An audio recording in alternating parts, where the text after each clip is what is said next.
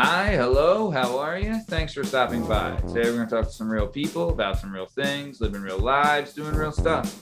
This is the Working Perspectives Podcast. I'm Matt Lavelle, accompanied by the Prince of Party Boy Pete McCormick, and our guest today is a righteous American, a stout individual, and a real hero, Chris Wertan. Party Boy Pete, are you ready? Matt, I cannot believe you were able to book this guest. I am rocked, ready to go. Let's do it. I'm locked in. Locked in, ready to go, and I am too. And I tell you what, you can find all our stuff on all podcast platforms and YouTube at Working Perspectives Podcast. You can follow us on Instagram at Working Perspectives Podcast and follow us on the Twitter and the TikTok at Working P Pod. And if you'd like to be a guest on the show, if you're one of those people that think like, you know what, I should do a podcast. I can do a podcast. I can talk. If you're one of those people that thinks you got the chops, give us an email here at workperspectives@gmail.com, and then we'll see if you got the chops. All right, let's get this thing started. Let's go. It's all objective to be effective by voicing societies. Working perspective, exploring your day and how you get paid. Launching a new episode every Tuesday. Your day can transform while we inform with new episodes available on every platform. So check out our line and how we get live. Then do us a solid. Share and subscribe. We're just sharing. We're just sharing. We're just sharing. Working perspectives.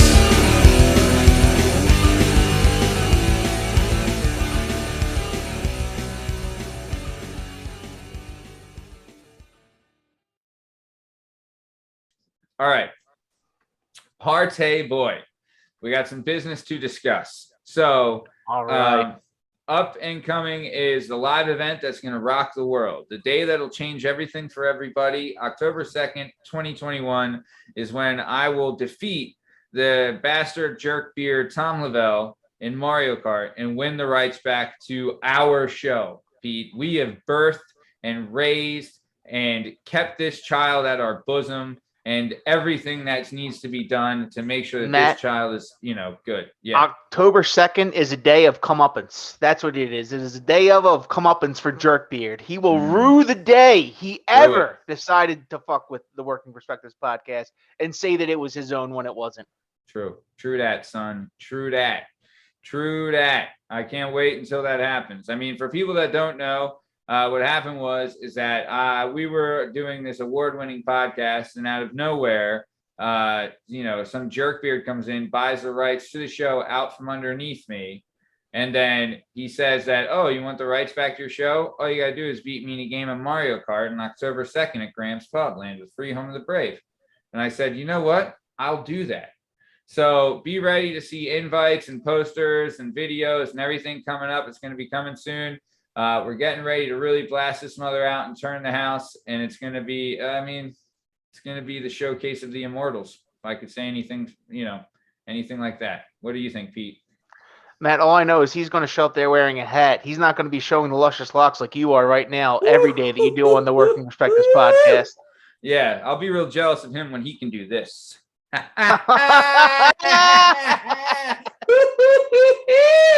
Oh, man. Yeah, how about it? That's freaking stunad.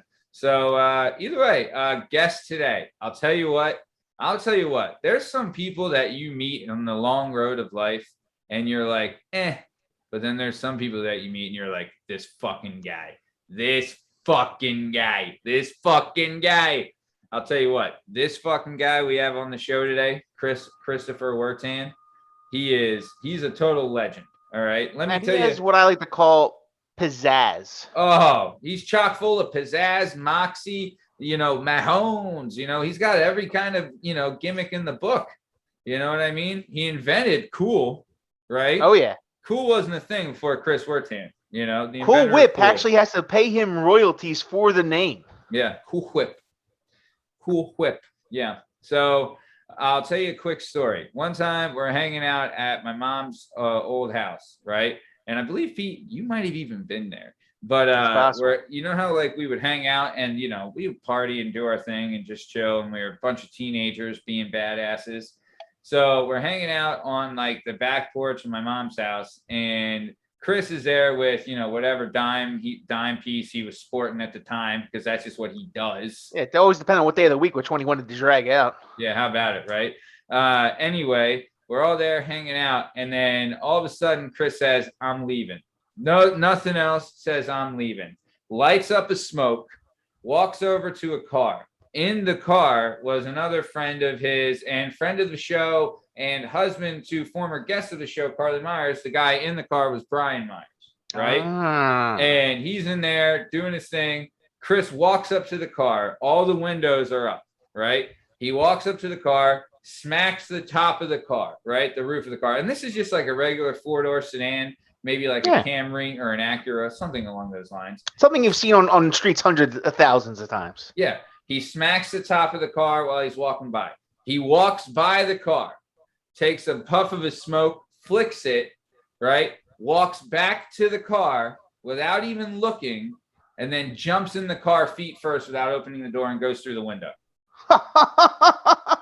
I'll tell you. It was time to roll, baby. It was time to roll. I'll tell you, I have never seen anything cooler in my life. I was blown the fuck away.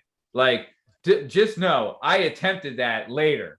Didn't end up good for old Uncle Matty. Tell you that. I think he may have knocked Brian up there. I think Brian may have been pregnant after that. I mean, I'd hope so. If anyone was in that car, they were pregnant after that, pal. That was quite the insertion. You know what I mean? Yeah. And but he's a pretty damn cool guy. And I'll tell you what, when we're doing this show, I really kind of judge how awesome the show is by the level of people that like the show, Oh, yeah. So when I found out that Chris here liked the show, that he listened to the show, that he thought it was a good show, and that he would be willing to come on the show, I'll tell you what, I was ecstatic. And I'll tell you, not just for me, but for the show.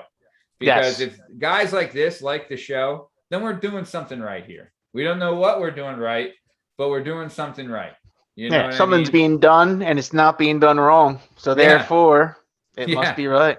Amen to that, brother. Amen to that. So now that I know he likes the show and he's happy to be here and all that stuff, we're happy to have him. Chris, before we get started, I would just like to ask, have you seen the movie Bohemian Rhapsody? And if yes, what'd you think of that piece of shit movie? I fucking love it. Oh, yes! One for the good guys. I love it. Really? You? Just because you hate it. You son of a bitch. You know what? I'm okay with that then. I actually saw that on a plane to fucking Florida. And, it was all right. But just because you hate it, I fucking love it. Spite is a hell of an emotion, and I'll take it any chance I can get. Yeah. You need it, Pete. You haven't had a win in that category in months. Dude, Matt, most of my life is fueled off of spite. That's it. That's my entire life. Yeah, fuck you. Yeah. Well, we're gonna come to find out that Chris has been very spiteful, and it's pretty great. But yeah, so Chris, man, I'll tell you what. I meant everything I said about, you liking the show and supporting the show and coming on. I can't thank you enough. How you doing, pal? Pretty good. You're putting a lot of pressure on me early. I mean, you've already jumped into a car feet first through the passenger side window without looking after flicking a cigarette away. I know how to make an exit. I mean, there's no pressure. I mean, really, if you can do that, I mean, the world's your oyster at that point. You know what I mean? Like, come on, But I have a confession to make, Matt. I met Chris in middle school when we were wrestling. He was a year older than me, and we're on the wrestling team. And so when he was on the wrestling team, they were actually good. But so I knew Chris Wertan. I didn't know any other of the Wertans. So I get up to high school, and there's a guy on the team named Pat Wertan. I'm like, was I calling this guy Chris and his name was Pat this entire, because Chris had quit wrestling at this time. So it took me like 2 weeks to practice where I was, oh no, this is not the same guy. It's his brother. Yeah. So like Pete said, Chris has an older brother, definitely not as cool. But his name's Pat. And you might have heard. Matt, that was the thing that was confusing. I'm like, well, this guy's nowhere near as funny as Chris. He seems like kind of a Debbie Downer. Yeah, totally. And you might have heard us mention Pat before because we talked about him in the on your first episode, Pete, when I told that Upper Perk story. Yeah. And Pat, what an incredible match, by the way. Incredible. You were there. Great work, Pete. Great work. Oof, incredible. Still living off it 33 years later. I would too. I'd just be I wouldn't have done anything. Street, just being like, fuck yeah, eat shit Upper Perk. Yeah, I would have been that. I would still like wear a shirt every day if that was me, you know. Yeah. But, I should have bought a house in Upper Perk, and then you're just like, hey, every Friday night, if you guys want to see the match again, just come over. That would have been the best. Well, too bad Pat lost to fucking Luke Curley. Yeah. So. Oh yeah, but you know, I mean, he did. Did he beat Curley at District Duels or? He would. I think. He would. I don't recall. Pat probably lost. Yeah. Pat, no, don't get it. Nah, he was good. Pat was really good. Pat was really, really good. Hey, that team was a District Duels champion, and every single person on that team played their part to get us there. Yeah. I would agree. Pat was Pat was underrated because talk about a freaking. I mean, I don't want to church up your brother, but he had a freaking gas tank like you wouldn't freaking believe. So fucking annoying because you're like, I know I would in the stairs when we're running stairs in the morning. I would like hang by Pete because I'm like, all right, we'll just me and him, we'll stay together, we'll do our thing. No one's gonna fucking yell at us as long as we keep moving. And then you see this little fucking fucking Johnny Stunad Wertan just fly by. Come on, guys, we can do it. Come on, guys. You're like, shut your fucking mouth, asshole.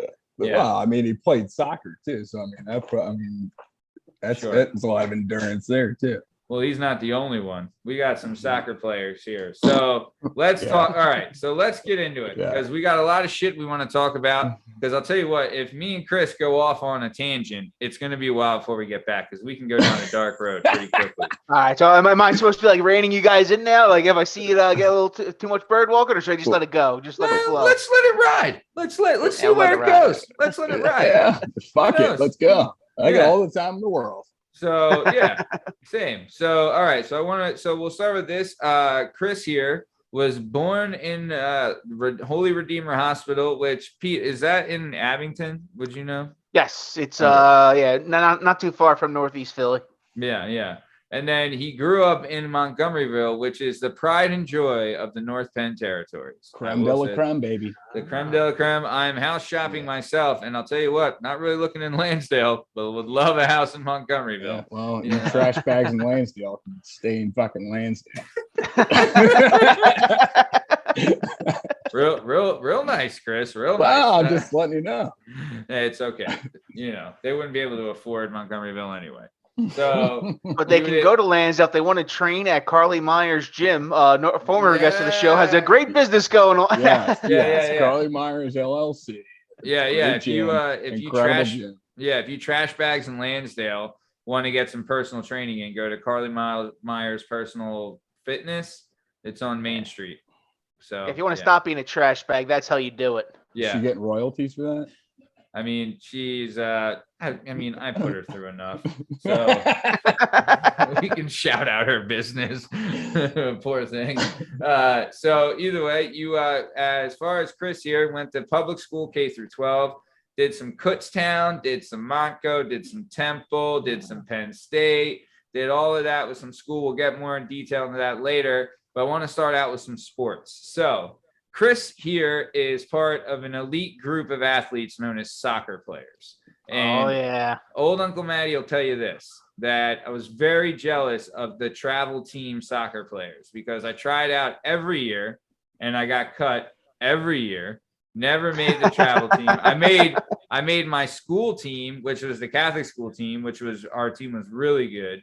But did not make the travel team. Really kind of bummed about it. I got to play soccer for about a year, and all they taught me was to kick the ball out of bounds. They're like, "No, McCormick, if the ball comes to you, kick it out, and then there's a fresh start, and someone else can take it." I'm like, "Okay, coach, whatever you want." Yeah. I mean, hey, at least he was thinking strategically. Yeah, don't kick across the field and kick it out of bounds if it comes to you. That's all I was taught. I'll tell you what, Pete. If you got behind a fucking kick, though, right? Like if you were able to get a couple stacks into it, you'd smash fucking. the shit out of that. He's probably Yeah. worried. Yeah, he's probably That worried. happened one time, and I Yeah. broke our best player's nose because it went straight into his face. Hey, good for Yeah. you. Fuck that kid. Yeah, Get out of the way, buddy. But Pete, you Get out of the were way. like, where were you aiming? You weren't aiming. I at was the just kid, were aiming you? downfield. Like I was like, because they only put me on defense. So basically, like Yeah. the ball came to me. I was like, I'm just going to kick it as hard as I can, and I'm Smart. just not going to kick it down the field. I'm going to kick it towards the sideline. I booted it, boom, smacks him right in the face. Like went like 20 yards, and then they pulled me out of the game. Oh man! And the kid's like on the Broke his he's- star player. he's fucking decapitated. nose, and it's Yeah, he was great way to crying, go, yeah. Pete. Yeah, if Thanks he for was ruining our goddamn season. if he was a real star, then the kid wouldn't have been crying. But Well, and Agreed. I only played 1 Agreed. year because like I broke my collarbone, so I couldn't play football that year. But I thought soccer was the greatest thing because when I played football, I had to cut 20 to 30 pounds to play with kids that were 2 years older than me because of my size. And in soccer, I'm like, wait a minute, like when people have a water break, I can also have a water break. I don't have to put on the plastic bag and run. So like I thought soccer was the greatest sport ever. yeah. Until you found out, that you could take a kid's head off with your right leg. Yeah. But those are lessons you need to learn as a kid. I did That that. is true. I did that to a friend of the show and former guest of the show, Ron Scott Lesky, also a member of Scott and Bell Productions. Ron Scott Lesky, owner of Scott and Bell Productions. I actually did that to his sister one time when we were playing soccer in the backyard. Kicked it right in her face. Sorry, Paula, if you're listening. But good, yeah, good to see you support women's abuse here. Jesus Christ. yeah. Hey, Chris, do you know Deacon Jones? Remember Deacon Jones from the NFL? Yes. There's this old clip in the 70s where he's like explaining his technique, where he would come up and like smack guys in the helmet. And as he's doing it, he goes like, anytime you slap a man upside the head or a woman, they're going to get disoriented. And like, I like how Deacon's there, like, yeah, like, hey, Hey, equal rights, right? Yeah. exactly. Hey, Even in the you know? 70s, he was a man ahead of his time. Hey, Yeah. He was woke before woke was even woke. Hey, he was the freaking inventor of woke, it looks like, Apparently. Yeah, how about it? So, okay. So you played some soccer. You did a lot of soccer, and I think like soccer was big in your family, right? Like Yeah. everybody played soccer, like a Yeah. bunch of freaking stews. So, we had three travel teams. oh my God. Even when I wasn't playing, I had to go to fucking another tournament somewhere else for like my sister's fucking shit, which was terrible. F. Who wants to watch women's soccer? Come on, get real. F off. Yeah. Dude, I remember I was part of that crew too, where it's like, fuck, I'm getting dragged to one of these stupid soccer tournaments again. Yeah. And we would run into each other at those places. You know what I mean? Absolutely. And you're like, oh, this guy's here. All right, let's fucking do some, we'll hang with the cool kids and do the cool stuff until you had to go play We'll a get game. some Powerades and some fucking hot dogs. Oh, man. Sweet. Yeah. Yeah. And then, just, be a pain in the ass for all the parents. That's usually. You'd be like, oh, I got this tournament for 16 hours. This is going to be great. Yeah. Could you imagine like thinking of it from a parent's perspective now? Because like my mom had 4 and you were one of 4 as well. Yeah. Right. And we're both number 3 out of the 4. The and best there is. Yeah, about it, man. Lucky number 3. And like, but you would go to these tournaments, and these are all day soccer tournaments, and you have one kid that's playing. That means that you have 3 other kids that are just like in this parking in like or whatever at this school or whatever the hell it is, that's just running around on miles of open territory, and you're just like, all right, well, I guess they'll come back eventually. Like, there's a gate, I hope.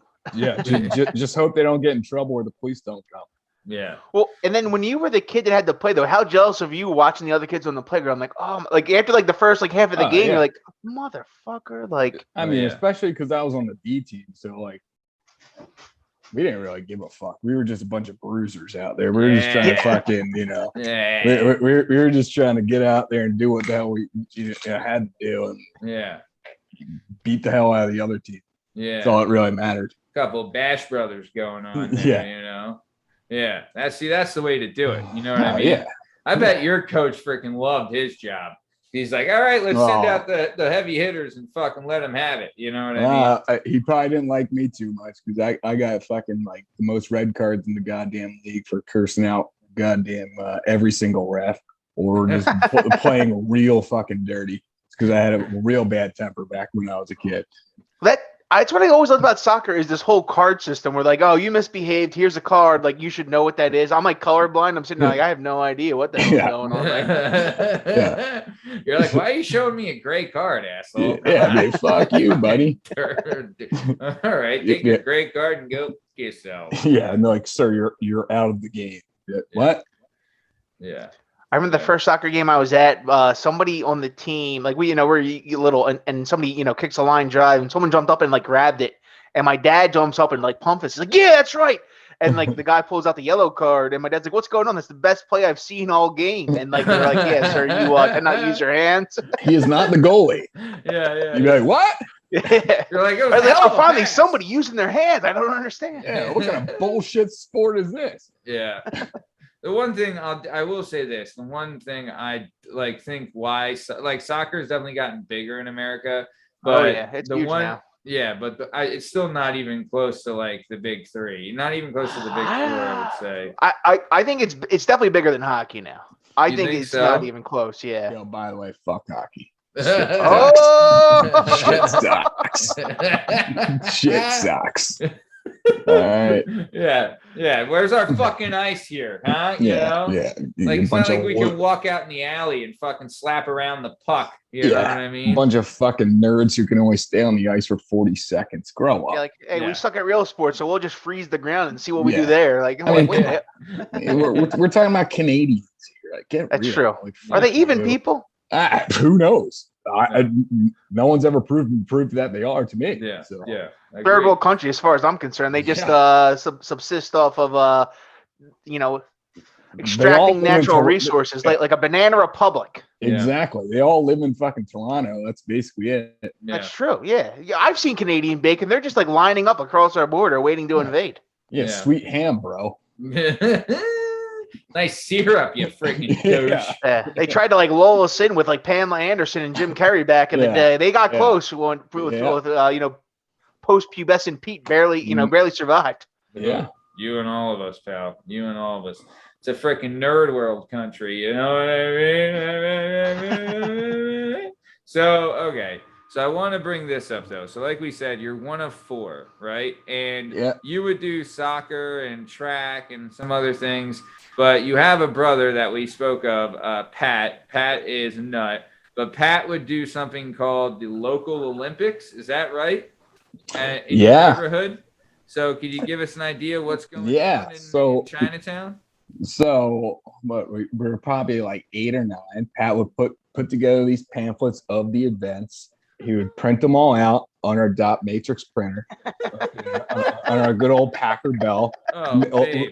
By the way, spelling was not even close. Sure. And all the events that we would come through. Free spell check. It was exactly. And so it was basically my entire neighborhood. We would hand them all out to everybody. We'd have these teams, and then we would play all these events. And it was quite a fucking shit show, to be honest with you. Was there a lot of arguing that went on? Absolutely. Yeah. Absolutely. That was like half of every game as a kid was arguing. Like someone would piss somebody off, and then they'd be like, You're out for the rest of the Olympics. You're like, you can't curse, or this, that, and the other. Or somebody someone kicked somebody's neighbor's dog. Oh, okay, you're out. Like Phil Myers got kicked out for fucking throwing a one of those like snap things, those little snap things at our neighbor's dog, and she had the swimming pool, so the swimming events, and then he got kicked out of the Olympics. So it was like, what are we doing here? It's like, you might think that you're worth a lot, but the person that owns the pool for the Olympics, they're very high on that totem pole. Yeah. Like, it was an above ground, like 6 foot pool. Like, what were we really going to do? Like, let's swim some laps. You're like, look, we're going to do an 800. We're going to do a 900. Yeah. I could see Pat, too, being like, excuse me, Mrs. McIntosh, can we please use your pool for our Olympics? Of course, And- Pat was like the rules enforcer and shit, and I just be like, "Fuck you, Pat." There were so many arguments. It was such a shit. He's like, show. Chris, I have it written down right here. It's subsection A of paragraph C. Yeah. Did you read the pamphlet? Brian Myers actually found one of those pamphlets the like 2 years ago, and I was just reading through it. I was fucking dying. I was like, this is fucking absurd. How many events were there? Oh, there was like 16 to 20 events. It was ridiculous. God. Chris, can you hunt that down for us? I'll try. I'll ask Brian if he still has it. If you do, send me a goal. Yeah, we will read it on air. We will go over. Oh, you know what? We will host the Olympics. We'll go by the old they're like, hey, how did they do the original Olympics? We're like, this is the original P-Dogger Olympics, and we're hosting it this summer. Yeah, dude, and me and Brian Myers were always on a team.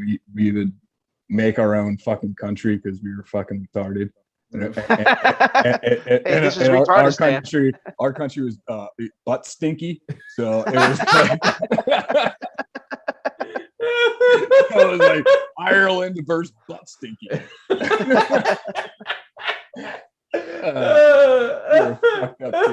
I mean, butt stinky's still a better name of a country than Botswana, right? Like, come on. And we make these. We have an opening ceremony. We have closing ceremony. We have all this shit. Oh my God! Legit. Like Pat's been doing this since he was like, I don't know, 6-7 years old. He still puts together all these like golf tournaments and shit for us like every year. And I'm like, he's just like, that's like what he does. He loves shit, man. It's well, you know what? It's always great to have somebody like that in your group because you always know, like, oh, I don't have to worried about I don't have to worry about keeping my friendships intact. I just have this guy that sends out the emails. I just have to respond yes or no. Yeah, exactly. Hey, pal, we're planning a trip to Vegas. Plan that shit because I ain't. Yeah. He's always always the best man. Yeah. Oh exactly. my God. He's the one too. Like and he knows you're the one that's gonna argue with everything when it happens. Absolutely. Of course, you got to be done right, Pat. Come on, So besides, what's the gloss on this paper you printed out? This is bullshit. I mean, it was terrible. It was terrible paper. I mean, I'm not gonna lie. I'm fucking super excited if we can see this thing because I will piss myself laughing. So let's keep it going though. So like we said, you did a little bit of track, but then you also did a sport that we big up on this show a lot. And we're talking about some freaking wrestling. Oh, yeah. 1 year, baby. One and done. So you did some wrestling in middle school. And so I want to hear you. We have a story about your first match ever. So let me hear it. What do you got? So my first match ever is against Joe Radisoni. Joey Radisoni. All right. Boy, so you only wrestled in 8th grade? I only wrestled in 8th grade. I was also 80 pounds. In 8th grade. I think I was born at 80 pounds. I told him I was 80 pounds when I was in 3rd grade. Yeah. I mean, I was actually probably 75, but Casey LaFell beat me out, so I had to go to fucking 80. But anyway. So I wrestled Joe, first match. He only beat me 5-0. Not bad. Not bad. Yeah, Joey was a good guy. Joey would be an eventual 100-match winner. So regional champ. I was quite a squirrely fella. I can get out a lot of stuff. But, you didn't fall for that shrug. You didn't overpressure him. No, I basically just fucking laid down and just like, don't fucking get pinned, asshole. Well, I still maintain. I maintain to this day that our high school team would have been even better if you and Sean Day. We had interviewed Sean Day last week. If you two had stayed on the team, because you were pretty. I remember it was like I was in 7th grade at the time, and I was the worst one on the team. Like you were good, and Cabot was really good. Sean Day was an animal. Brandon Ho was good. I'm like, oh man, we're gonna get the high school and all these guys. And then you and Sean Day quit. I'm like, sons of bitches. I mean, I pretty much quit everything in 10th grade. Once I got there, I started fucking smoking and doing all types of shit. I was like, fuck this. You didn't quit being a ladies' man. No, stop it. You had to call Deacon Jones to get that, that. Hey, yo, you can knock out any woman you want. You just have to put your mind to it. You gotta keep that pimp hand strong right away. But I didn't do bad though. I mean, I think I went 5-5. Hey, that's pretty good for only ever wrestling for 1 year. 1 year. Yeah. It started off rough, and then once I started figuring it out at the end, I was like, okay. Yeah, I bet you could beat easier. I bet you could beat Pat too. Every single time I wrestled Pat. Oh. Beat him. Every single time. And Kevin would tell me, why don't you just wrestle everybody like you wrestle Pat? I'm like, it's different. Yeah. It's different. You're out for blood. It's a lot different. You are out for blood. You're like, none of these people made me adhere to this rule book right here every summer. Yeah. Like we shared a bedroom for 14 straight years. Oh, baby. That'll do it too. Like this it's a little different. Yeah. Than fucking John, like John or I'm like, I don't care about John from like Salford. Yeah. You're like, when we go out for pizza after this, I'm gonna stick it right up his nose. Yeah. And then you mentioned Kevin. Kevin's your older brother, who's also stud. Big fan of him. So I do want to bring up this story. So we told the story about when we beat Upper Perk, right? A couple of years later, we would be back there again, and we would be in another big match, and we were one match away from winning. Unfortunately, that match was me, and I lost, right? And during the wrestling match, I remember this distinctly. I'm out there wrestling, doing my thing, and then all of a sudden I hear, "Come on, Matthew!" And in my mind, I'm like, that's fucking Chris. And I was like, out of all the thousands of people yelling at me right now, I heard Matthew. I was like laughing while I was there. But yeah, so funny story. Well, for the fans, like I didn't know Kevin as well, but whenever they showed up anywhere, they were like a pro wrestling entourage. They'd be like hyped. Absolutely. Yeah. Absolutely. Oh yeah, you guys were like the best. Oh yeah. I used to go to the women's basketball matches in high school, or batch and blue games, whatever the fuck they were called. Yeah. So I'd go there just to literally go to the top of the bleachers and fall all the way down onto the court. I did this every fucking game, and people was like, "Oh my god! Oh fuck! Oh shit!" I'm like, "How do you not know what I'm doing at this point?" I literally come to every game that I do this. People are like shocked, and I'm like, Wait.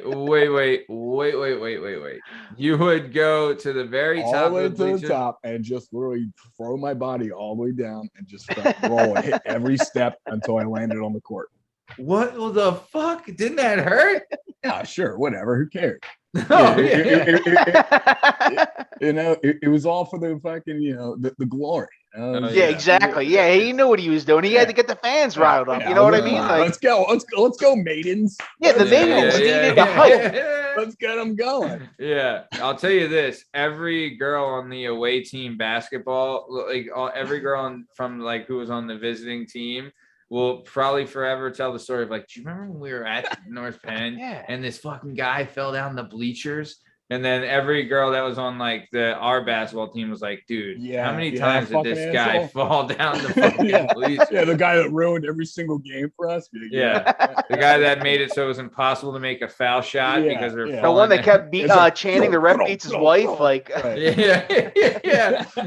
Oh man. So okay. If you guys want, I do have the Deacon Jones clip. Should I? Oh baby, yeah. I saw you put that in the thing. Was the reality of the Deacon's threat of breaking arms was the reality of the Deacon Jones head slap. The head slap was to do two purposes. One was to give myself an initial head start on the pass rush. In other words, an extra step. Because anytime you go upside a man's head or a woman, then they have a tendency to blink their eyes or close their eyes.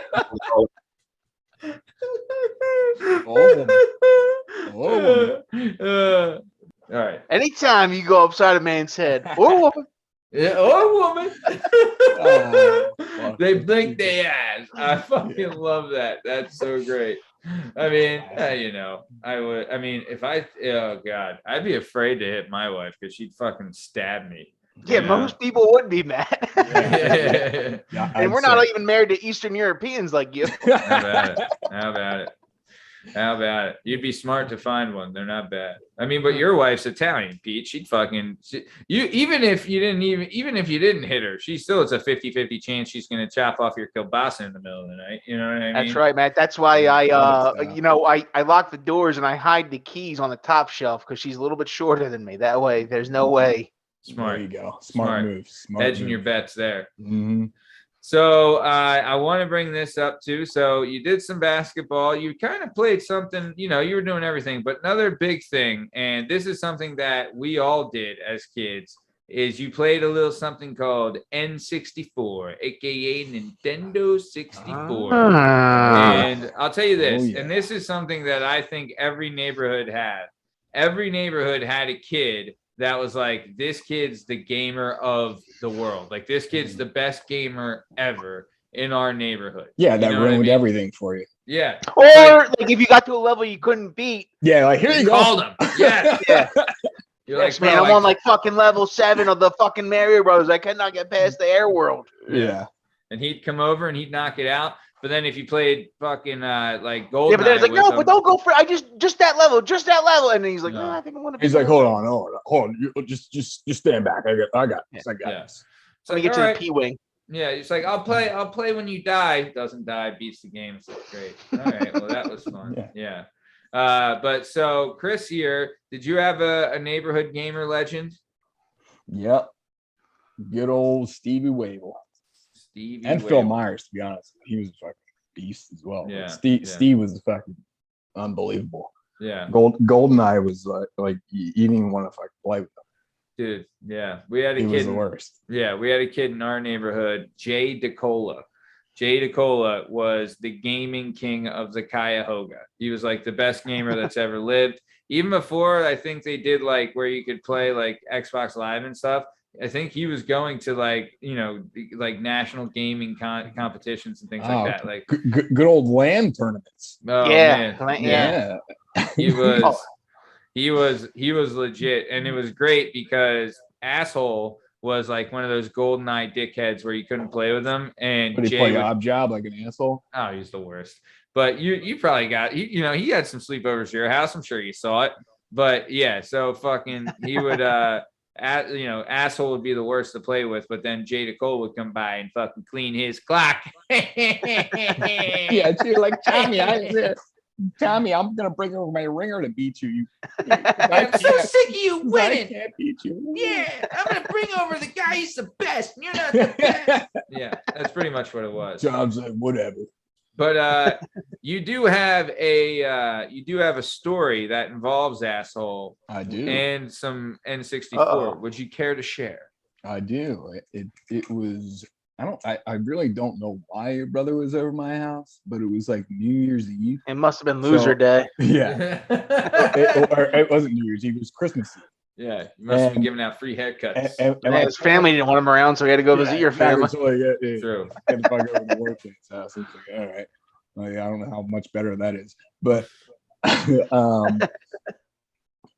so it's Christmas Eve. My parents always let us open one present. Of course, they let us open the N64. Oh, man. Game on. Yeah. So we had Diddy Kong Racing.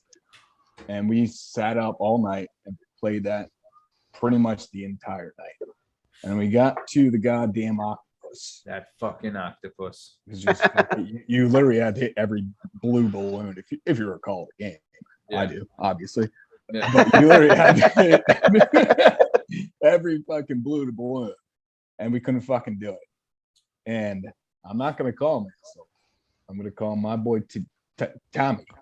Tommy fucking beat the goddamn octopus. And we went fucking it was like 4:00 a.m. and we're going nuts. Yeah. My parents were like, what the hell's going on down there? We're like, shut up. We're like, whoa, we didn't beat the octopus. Yeah. And it was just like, holy shit. Mom, we beat the octopus. Yeah. I mean, we probably went from like 7 p.m. to 4, 5, 6 a.m. Just the controllers encrusted in Doritos. Yeah. It's like it was absurd. dude. You know, just passing it along next to you, me, Pat, Tom, me, Pat, Tom, me, Pat, Tom. And like one person's getting better each time. You're like, you know what? I'm gonna skip my turn. You do it this time. Yeah. Like you got so close, just take my turn. Yeah. Because then it became a team effort. Was the N64 also the first one with the joystick? Yeah. So like when you played it enough, you would get the blisters. Like that was the first time. Like, I'm getting blistered up from this motherfucker. Yeah. And it had the trigger, right? First one with the trigger, and it had 4 players eventually. 4 players. Yeah. Well, because that's GoldenEye, right? Yeah. Dude, I was when we had Tommy Romeo on the show. He was like, I was playing video games with my brother, and he tells the story how his brother put a hole in the wall above his head. But he was saying, he was like, yeah, we were playing video games, and like, you know, we're standing like 6 feet from the TV, and we were like, and I'm like, it's because how long the cord was, right? Like, do you remember if you had like multiple controllers, the wires? Oh, baby, look at that. For those people listening, this is a custom painted Zelda controller that I just did a couple weeks ago because I'm a fucking loser. I think we just found your profile because you're a legend. Yeah. Custom painted, baby. Yeah, that's a for people listening. That Chris just held up to the camera. It's a N64 controller that's gold with a custom painting of the Zelda symbol. Triforce, baby. Yeah, it's pretty. Get it right. If you're not a Zelda guy, I literally don't want to talk. Chris, I'm so bad at video games. I just recently got or I guess it was a year ago. I got one of those retro pies. It has like all the old games on it, like the emulators. And I still have not been able to beat Zelda or Mario Brothers. They're tough games. They're tough games. Yeah, the original. I had the original Zelda. Yeah. The original Zelda is real tough. They're tough, and they're cheap too. Yeah. Like, you go on YouTube, somebody beats it in 40 minutes. No, but those games cheat, right? Like, there's things in the games that they have now where it's like, oh, this just, like something happens, it's pretty fair. But in the older games, like if it didn't work, it's like, oh, tough shit, right? Like it didn't do it this time when it's supposed to. You're like, I maintain the older games are still the best games because we did a bachelor party last summer and I brought that retro pie and that like took over. Everyone's like, oh yeah, man, I'm fucking playing. Dude, when you're playing Duck Hunt, let me ask you a question. What did you play? Oh, me? I play Zelda and Mario Brothers 3, 2, and 1. Like those are my bachelor party though. What'd you play? I'm gonna assume you probably played Punch Out. Punch Out was played. Oh yeah, Punch Out was definitely played. Classic. Punch Out, Contra. Contra's always played. Of course, Contra's played. Always. Incredible game. One of the best games of all time. Agreed. The number one. What was the number one game though? It's not a verse game, but it's a 2-player game. On NES. I think it was NES, but this was a retro pie, so it had like every game like ever from those old systems. My personal favorite game is Kid Icarus. Yeah, I don't know if you guys ever played that. No. I have never played that. Now. Very nerd game. Yeah.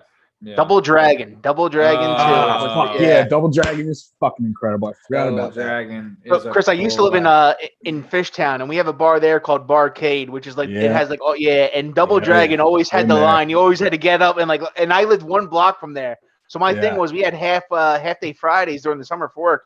So I would be like, okay, I'm doing my first happy hour at Barcade when all the games are open. I can go through it, and then I'll meet everybody else up at. But I love Barcade. Yeah, I might have to check Barcade. I forgot about Double Dragon. What a hell of a game. So So thanks for Battletoads. Yeah, as well. Did you ever? So remember, there was a game on Sega, the Beavis and Butthead game. Did you ever? Oh yeah, that? Pretty good game. Just saying. Yeah. Beavis and Butthead and Home Alone. I never understood the games. I couldn't get. I would just be stuck in this room, like jumping on a pool table. I'm like, I have no ididea what the hell I'm supposed to do. I think I also got stuck at that point as well. This game stinks. I did like the Simpsons game though, where like Barney was like chasing you around in the clouds, like burping nuclear burps at you. That was it didn't make any sense. And you got like Marge fucking swinging a vacuum and shit. It was fucking strange. Yeah. The older games they had. Well, that's what they would just take like another game and then they would just put other characters on and like, well, this will make sense, I guess. Yeah. So Okay, so let's keep it going. I do want to say, so speaking of video games, October 2nd, Grams Pub, Land of the Free, Home of the Brave. I'll be winning the rights back to my show in the biggest game of Mario Kart that's ever lived when I take out Asshole and win the rights back to the show. So me and Pete can start living free and not be, live under this oppressive rule of Asshole. You will not be held down. Would I be an asshole if I said I was rooting for Val? You're not the only one. You can root. You know what? Chris, you can root in one hand and shit in the other and see which one fills up first. Yeah. I mean, I will say this is that we have, so for all our listeners know, we have this show, which is the main show, the Tuesday show, but then we have a sister show called the Weekend Poppin' that airs on Fridays at noon. That Cabot's on like exclusively. Yeah, I mean, he's been on this show a couple times too, but we got to limit the amount of Cabot that we air because But Cabot can talk, man. That guy can talk. Don't get it twisted. I love the guy. I fucking awesome. Love Cabot. I fucking love him. He's fucking awesome. I gotta be we gotta be careful of the amount of Cabot we air, just because too much Cabot might not be healthy for everybody. We could have like too much truth. Too much truth in the air. The thing is like, I think it's not that it would be bad. I think it would be, we would develop the cult of Cabot, where it's like, we'd have like people like following his every word, which, you shouldn't do. I got people like picketing my house, like, you're not Cabot. I'm like, I know, I never said I was. Like, what's going on here? Yeah. So either way, Cabot, without even knowing about like the contest, was like all about Tom. So you're not I have a co-host that's like completely against me winning the rights to the show back, and he's living under this oppressive. You know what? I turn a heart. I want you to win. Hey, thanks, that's right. Middle brothers stick together. Appreciate that. Yeah. Real nice. For those listening, Chris just flipped me off and told me to go shove it. So, all right. So let's keep it moving. I want to talk about this because this is something I think like a lot of young men do, at least, is that when you're jerk a kid, off. Oh, dude, I'm sorry. That's not just young men, pal. Yeah. But there's something that 12, soap is such a slut. Yeah. So, Jesus. Yeah. So when you're a kid, though, I feel like everyone eventually develops their own wrestling league, right? Mm-hmm. So in our neighborhood, we had EBW, and then I think it was EGW, where there was extreme bedroom wrestling, and we had to get quick. And sounds kind of we didn't know what we were saying, but it's what we were saying. And then we had EGW, which was like extreme garage wrestling, where we wrestled. So you just moved the rooms, whatever room it was in. It's like ELW, extreme living room wrestling.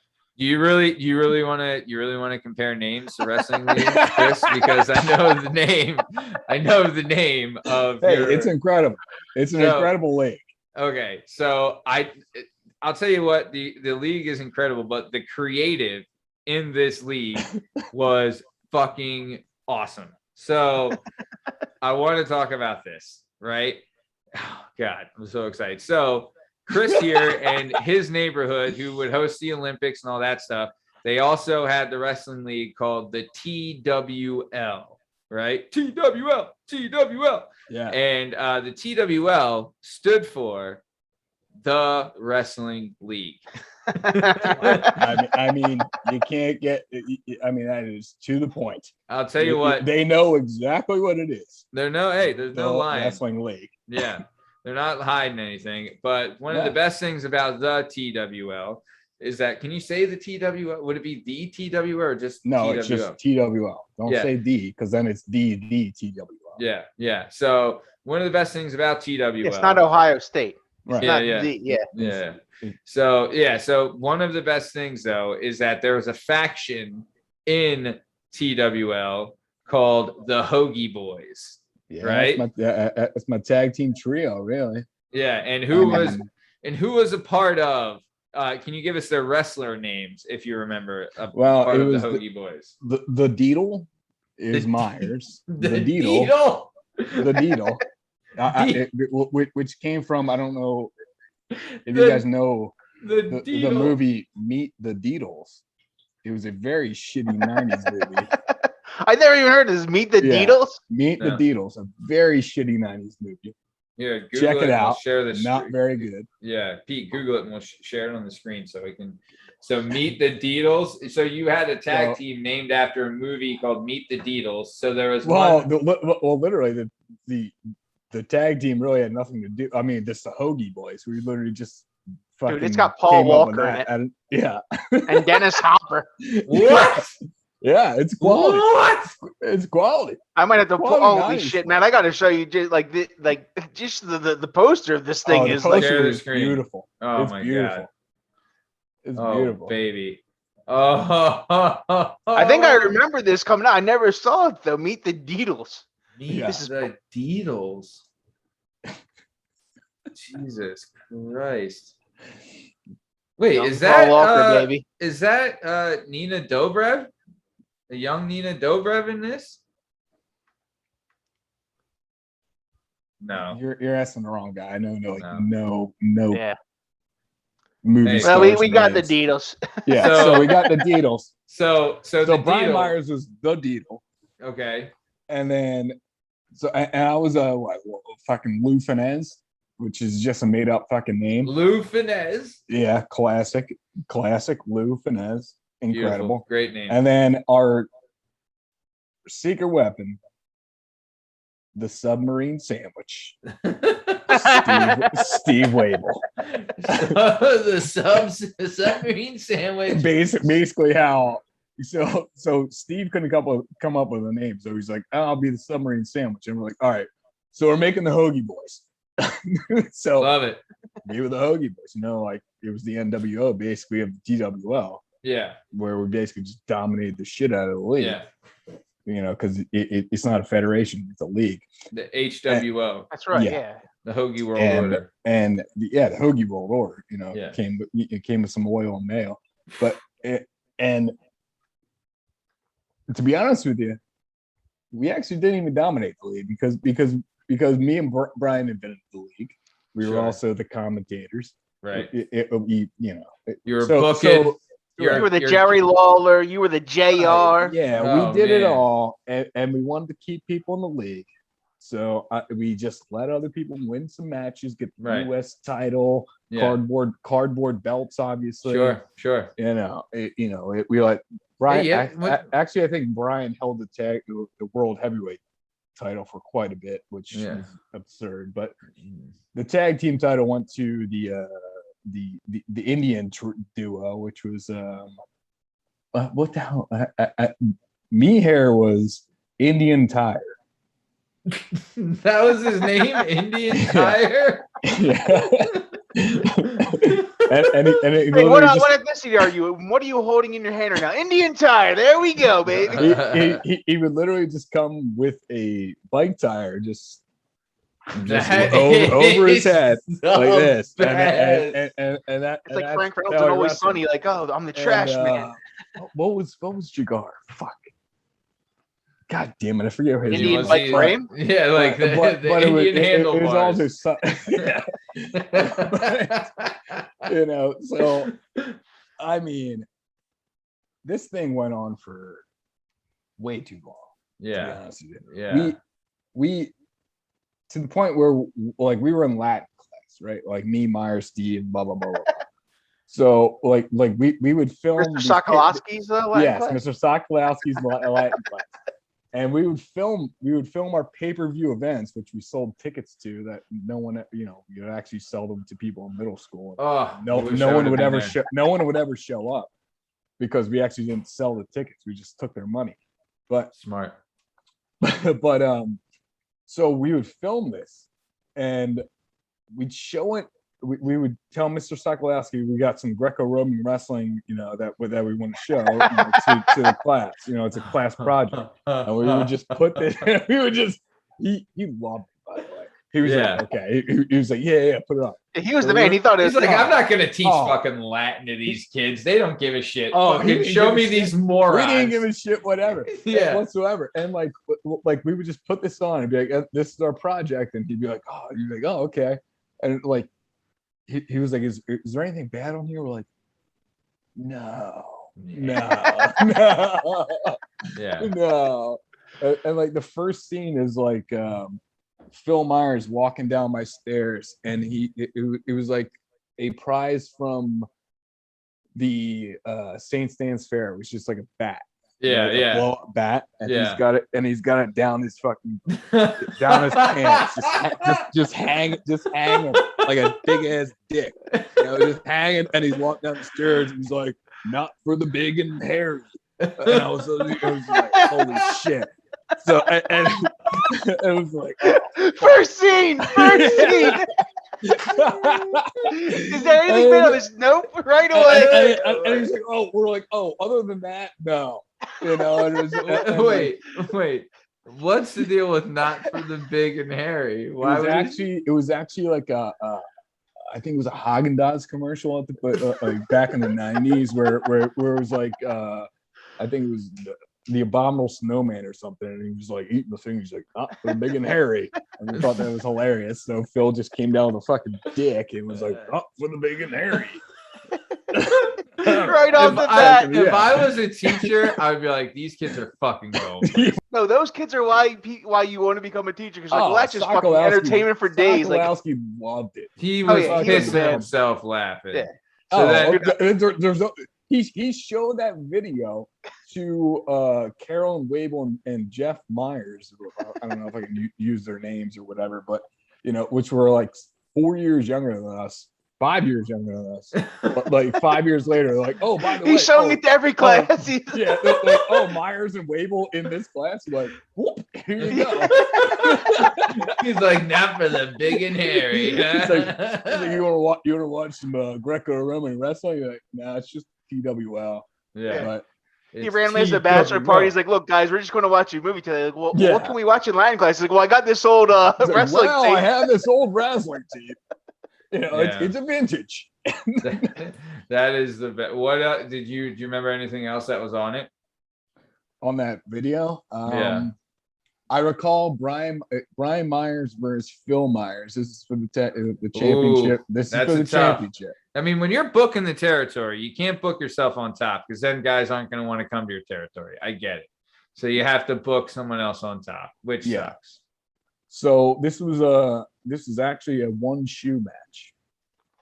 A one shoe. All right. Okay. One shoe. This is like the Iron Sheik back in the day. Like the one shoe match. Whoever can get the guy's shoe off.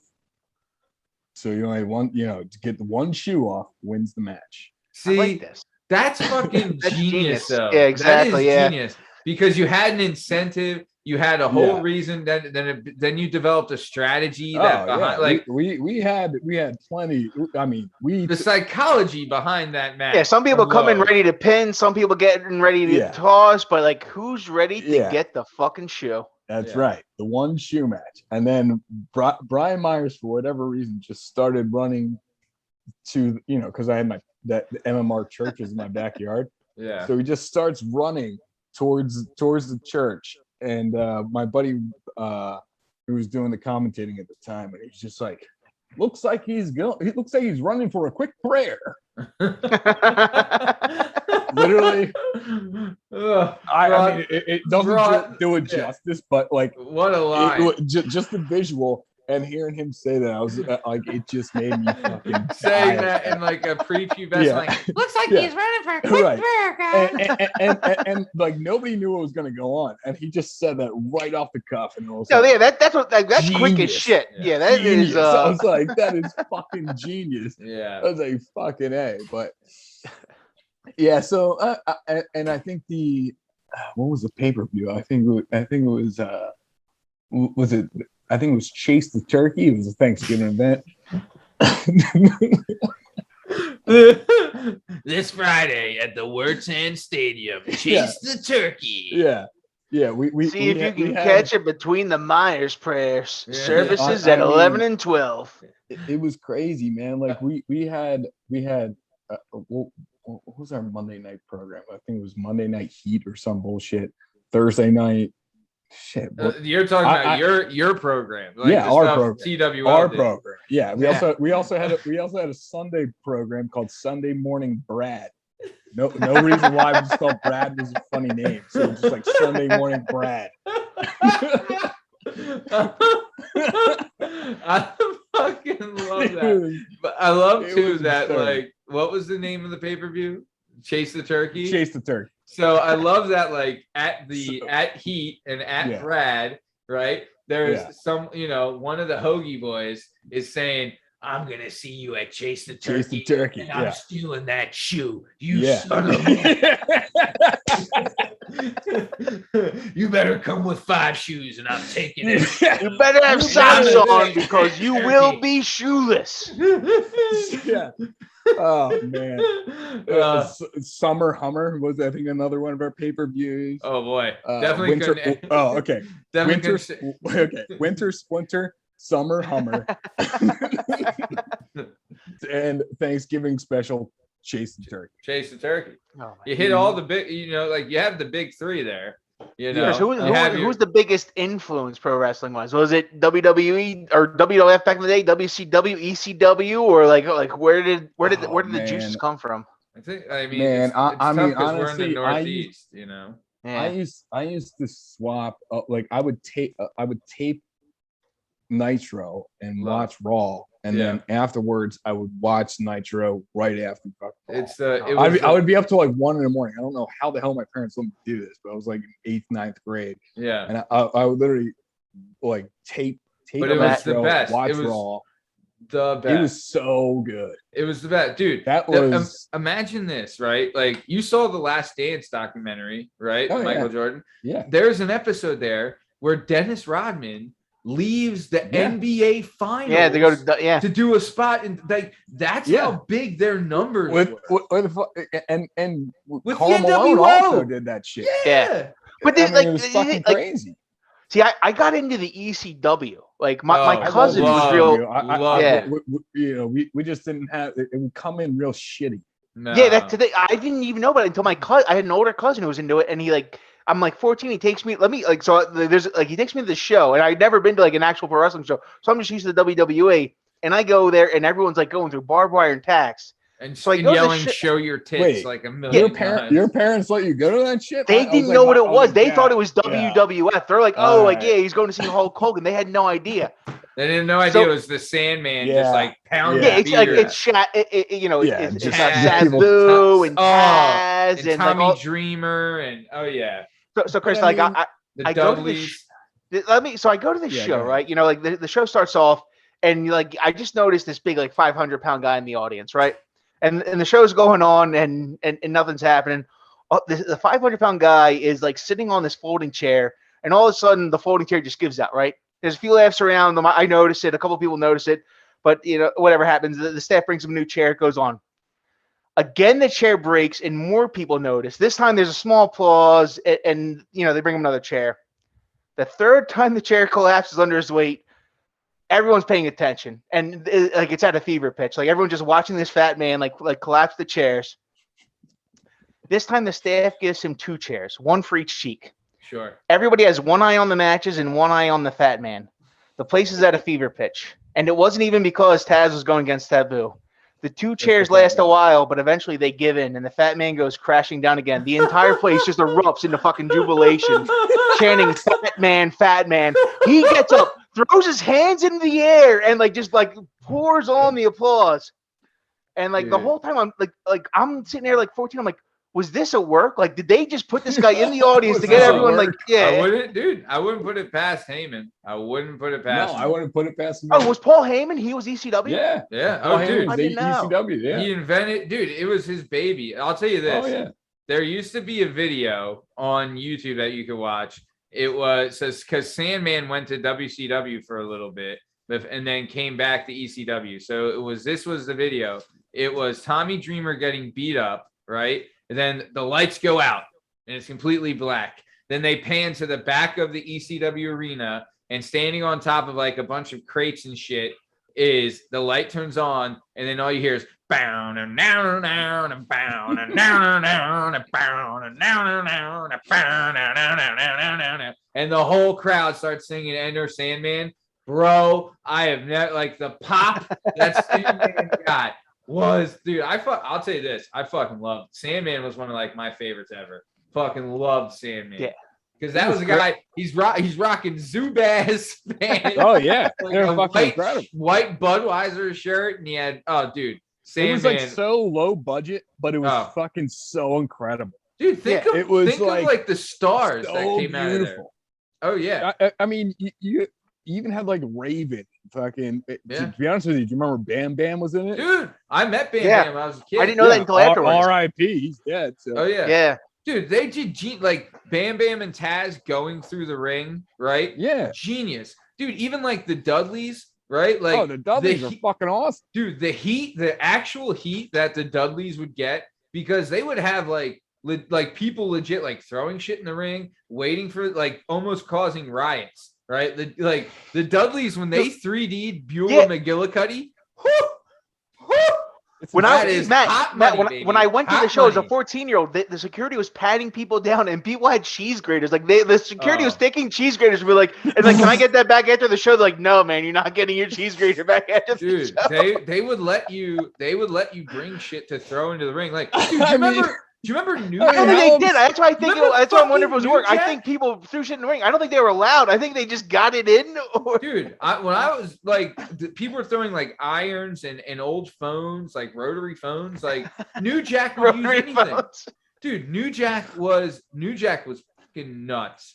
But even like guys like Spike Dudley and shit, like they he's they fucking got crazy, too. so many fucking guys over. Like, dude, Austin was there, McFoley was there, like. They had a ton of guys. I didn't realize get all over. these guys came up through ECW. Jericho, it's crazy. Jericho, Dean Malenko, Eddie Guerrero, like they all like Dean Malenko, the man of 1,001 moves. yeah, man of 1,000 holds, yeah. But they had, dude, think about it this way: WWF was number one, WCW, like WWF and WCW were 1 and 2, right? Yeah. Then there's a big gap, and then there's ECW Huge at gap. 3, Yeah. right? But ECW, But I feel like ECW was the real shit. Like you're like, oh, that's what I want. Like, Well, especially once in you the had a Northeast. Like, Yeah, dude, they had pay-per-views that they would sell a million pay-per-views. pay-per-views. They would sell. Have you guys ever seen the pay-per-views. documentary?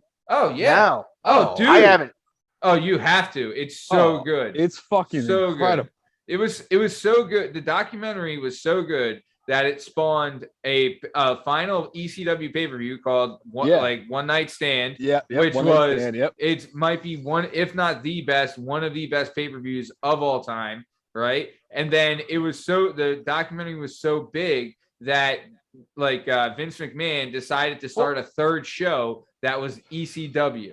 And See, like, this is the thing. I've only been peripherally aware of professional wrestling. I knew like WWE and WWF and WCW when we were kids, and then this is how like horrible I am. I fell off when Tatanka sold out to the $1 Million Man. I'm like, you piece of shit. Love Tatanka. Tatanka. All right, And then all of a sudden I end up at an ECW show and I'm loving it. And then I fell off of pro wrestling for a while. And then Matt's bachelor party a couple of years ago, we're watching all these old matches and I'm like, holy shit! Like I forgot how good this stuff was. I'll tell you, the Hell in the Cell. Oh, fucking- that's exactly what we watched with Foley and Taker. With I Mankind mean, and that Taker. fucking match is incredible. I watched that the other day. And I So was good. just like, oh my god, Dude, Mick Foley is a fucking dude. I'll tell you that. We watched that match and we watched Austin Bret Hart WrestleMania 13. Oh man. Fucking incredible. That match changed the word. Dude, I'll tell you. Do That you remember was the Kurt Angle fucking Shane Shane O'Mac. McMahon? Oh, at King of the Ring. Oh, Yeah. big when the glass didn't break. And Yeah. and he threw him Threw him through twice and he fucking like broke his neck basically. Oh, dude, did you know this? So found this out he where he throws him through the glass is like on the stage, right? Yeah. So they had to get from the ring to the stage. When they were going from the ring to the stage, Shane suplexes Kurt Angle, and in that suplex, Shane broke his tailbone. Yeah. He broke Kurt Angle's tailbone. Yeah. And then Kurt Angle suplexed him like 5 times through the glass, and the glass didn't break. And Shane was like, keep going.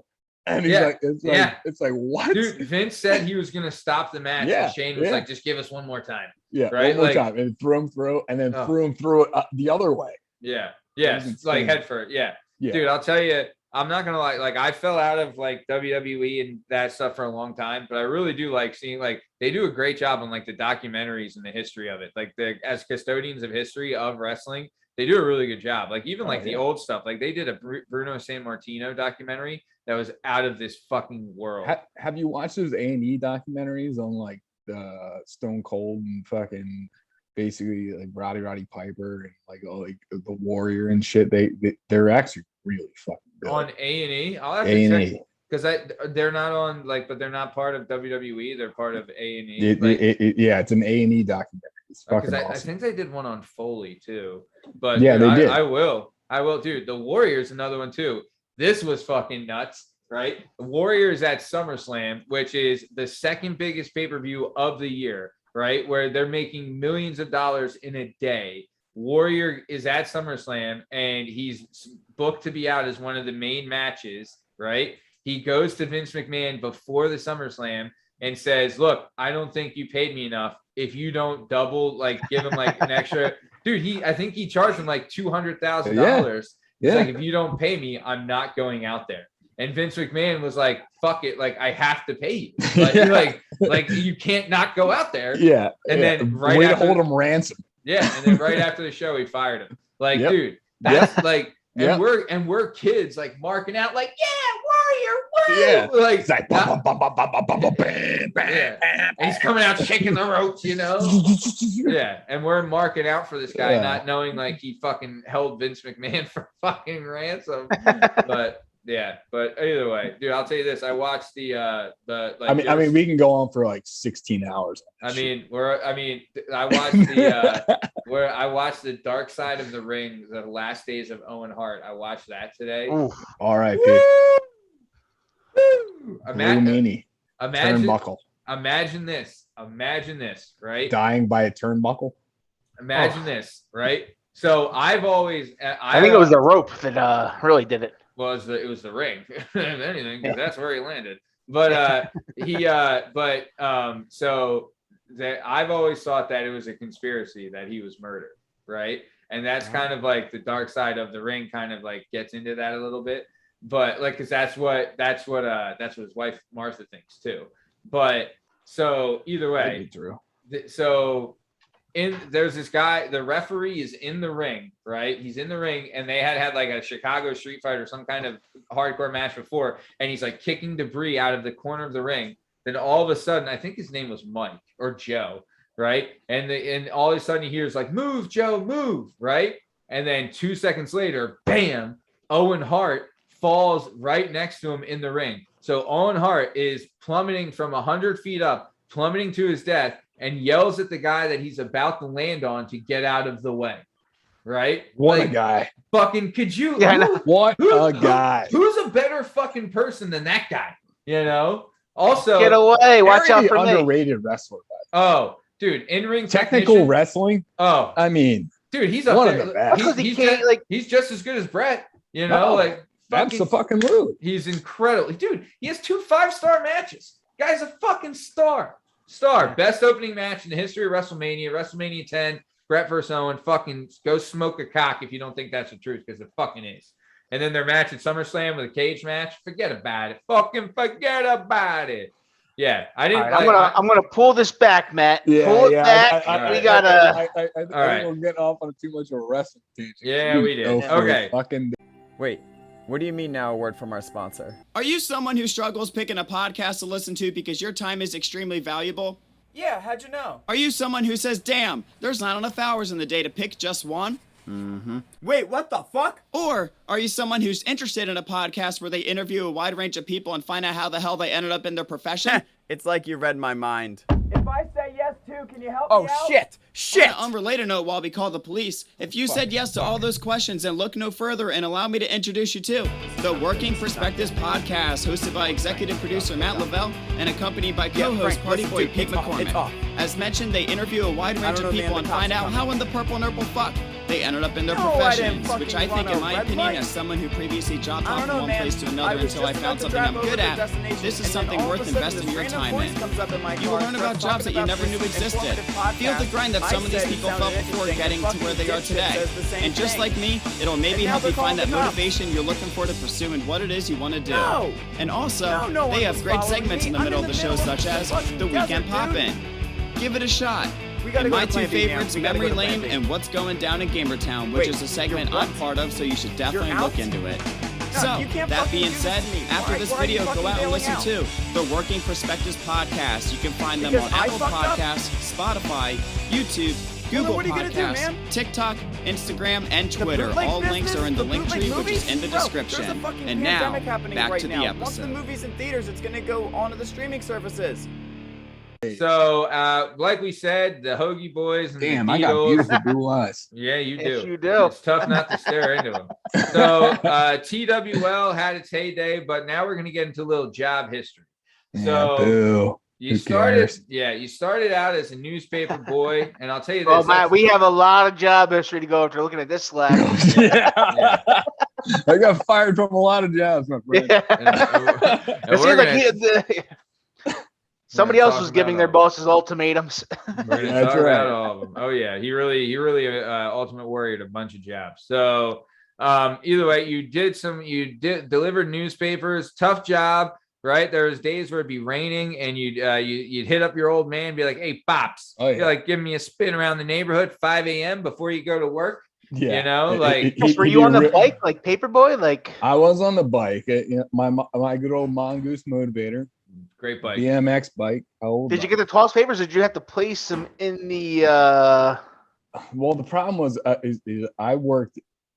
Mine was it was like a condo unit, so I would just have to like go up and just like fucking toss them. Oh, nice. I broke a lot. One time I fucking tossed one up, broke a fucking Window, no, it was a screen. no, it was a Lamp? fire Diamond? extinguisher. Fire extinguisher fucking thing with glass in it. I fucking tossed it up, smashed it, and just fucking rode it off.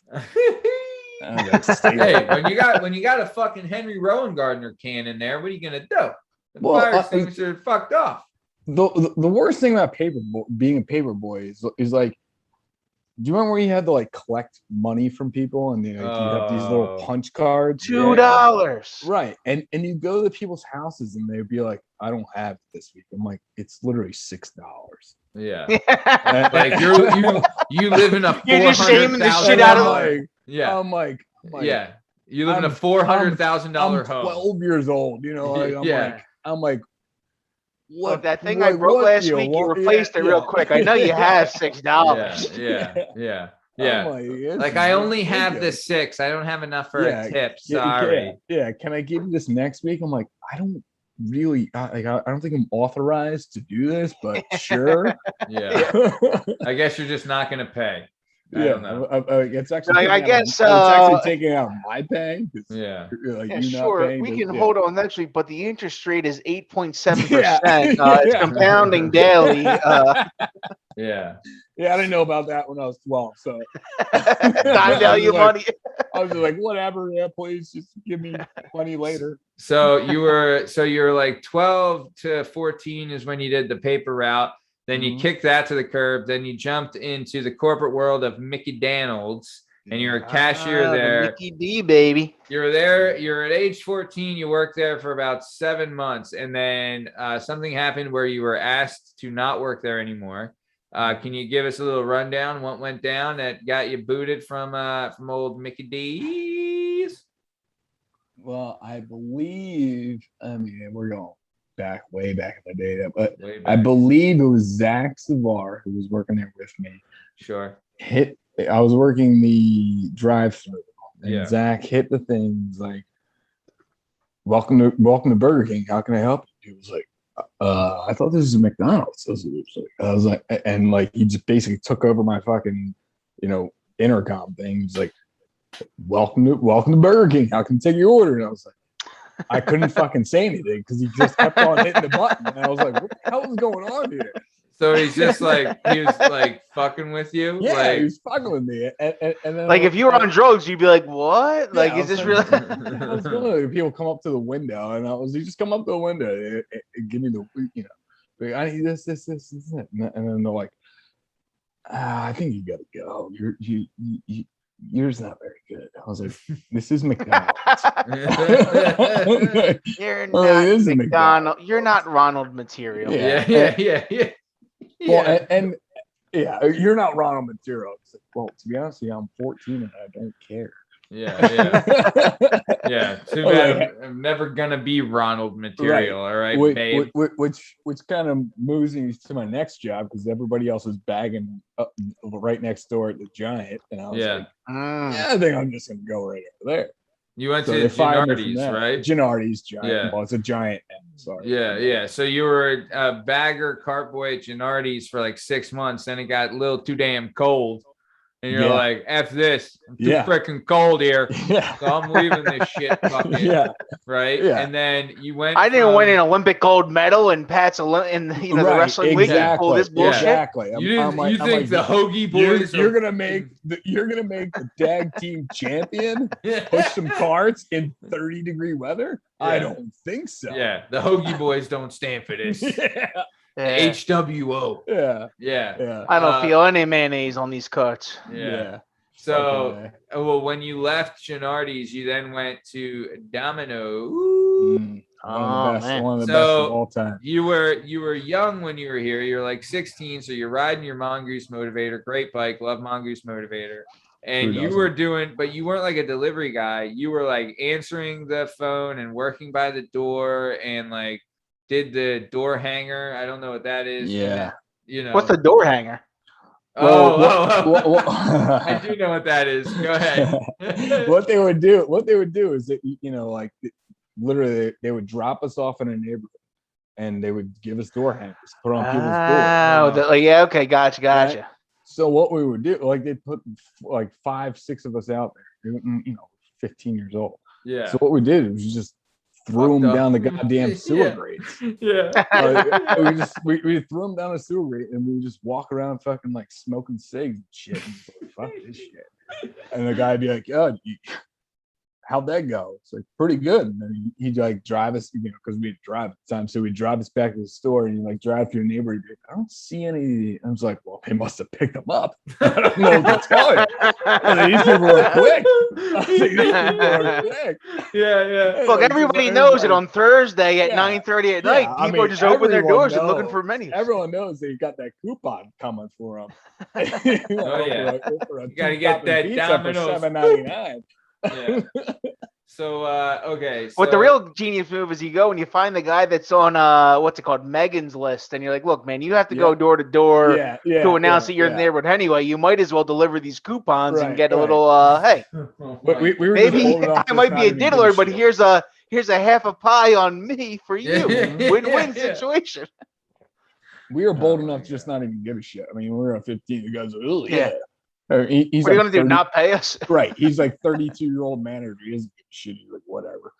I'm not gonna give all these kids a bunch of shit. Otherwise, they'll get me on Megan's list. Yeah, exactly. Yeah. He's like, I don't really care that much anyway. Was he the owner of the store or just like a manager? Nah, just some manager.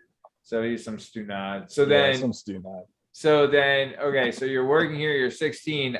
Something happened where you got fired from this job as well. Do you care to share? This is the best. What did you do? Story. I think this is the best firing story of all time. I would agree. It's pretty good. So I was working the phones, and we would do this thing where we would just be like, "Domino's Pizza, can you please hold, hang up?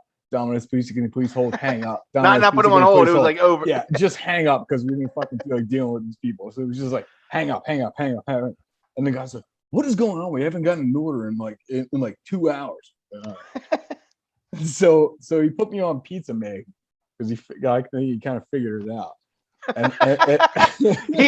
He wasn't that slow. He figured out eventually. Like, he's like, all right, I get it. We look, haven't seen a everyone got pizza their in an coupons hour. right away. They should be ordering it right now, but no one's ordering it, even though they opened the door and took what the is coupon. going on here? This is a Friday night. It's like, this is our busiest night. And we haven't gotten an order in literally 2 hours. I was like, all right. Dude, so you lost him thousands of dollars worth of. Of course, I didn't give a shit. I didn't feel like fucking taking the order. So I was like, whatever. If you're hiring teens, any of you small business, think twice. Yeah. Before they show up on a Mongoose motivator, just know they're trouble. God. Anyone on a motivator is trouble. Yeah. So he puts me on like topping pizza. So it's like this Supreme comes through. And I literally just put like so much fucking toppings on it. It was like 4 pounds of fucking pizza. So extra, okay. Yeah. So I put it through the thing. He goes to pull it off, and it was like fucking 4 pounds. He's like, "What the fuck? What is this shit?" And I was like, "What, man? It's the Supreme. You get like basically everything." You're explaining it, like, no, like, go. This is how it's done. And he's like, "No, because it's Supreme. You put a little less on." I was like, "I don't know that." And he's just like, "Get in the back and start doing some dishes." I was like, "All right, fuck you." So I just started like throwing pans around, shitting back there. And then this like, I guess he's pissed off. He was pissed off. So one of the drivers, who's like 40-some years old, comes back, and he's like, "What are you doing back here?" So I'm cleaning dishes. And he's like, why are you making such a mess? It's like, because I can. And he's just like, and he's fucking shoves me. I'm 14 or 15 at the time. He's 40-something. He shoves me on the ground. I weigh 80 fucking pounds. This guy's 350 pounds. And I was like, I get up. I was like, what the fuck did you just do to me? And I was like, fuck you, motherfucker. And then I walk up, kick my fucking manager in the nuts. And I was just like, fuck you, motherfucker. I know you sent him back there. I fucking quit. And he comes outside. He's like, whoa, Chris, don't fucking quit. And I was like, fuck you, motherfucker. You know, I was an absolute shithead as a kid. So, I mean, you should. Wait, what kind of shit place wanted to keep you there after all this? Right, that's what I was saying. I was like, really? Well, I don't think he wanted a fucking lawsuit, because if I actually fucking sued him for a 40-year-old dude throwing a 15-year-old around. True. You know, like, so he gets outside, and like he turns because he knows I'm gonna kick him in the fucking nuts again. And he's like, whoa. And I was like, bro, whoa. You take one more step towards me, I'm gonna fucking kick you right in the nuts again. And he's like, you know, he's like, I think you're done. I was like, I think so. I'll see you later. You're like, yeah, I agree. Took my mongoose and I fucking rode home. You're like, look, chasing the turkey starts in an hour. Yeah, right? I was like, buddy, I have a pay-per-view event coming. Yeah, the winter splinter is fucking coming on. Yeah. That's so fucking great. Just that is kicking so this 32-year-old guy in the nuts. Yeah. This guy's doing his best. He's like, definitely I don't a virgin. Really care about this. He's like getting paid probably like $16 an hour. And just got I will say that 15-year-old. Chris is definitely qualified for his current job of sniffing out people like him. Yeah. So all right, so let's keep it moving then. So you leave Domino's, then you head over to Giant, and you were a cashier, right? Nothing really going on there, just a normal gimmick, right? Yeah, I don't know why they hired me back. It was the first time they fight. Well, no, actually, I forgot that was Gennardi's, not Giant, but whatever. It's all right. So then you leave there, and then you go to Modell's, right? So thievery. Something else would happen here where we're seeing a theme. You would be asked to not work at this place also. Yeah. So, but what led up to it? Because I won't say their name, but there's a friend of mine that worked at Modell's as well. And they told me that, you know, after a couple of weeks working there, all the people that have been working there for a while kind of opened up to them like, look, this is how we steal shit. This is when we do it. And this is how it's done. And so there's like a ring of like kids just stealing shit from there. I saw so much shit from there. Yeah. So go ahead. Let us know. Let us know how it kind of went down. So after working, let me look up the statute of limitations real quick. Just make sure. Yeah, We're that's good. fine. That was We're way good. that was like 20 fucking years ago.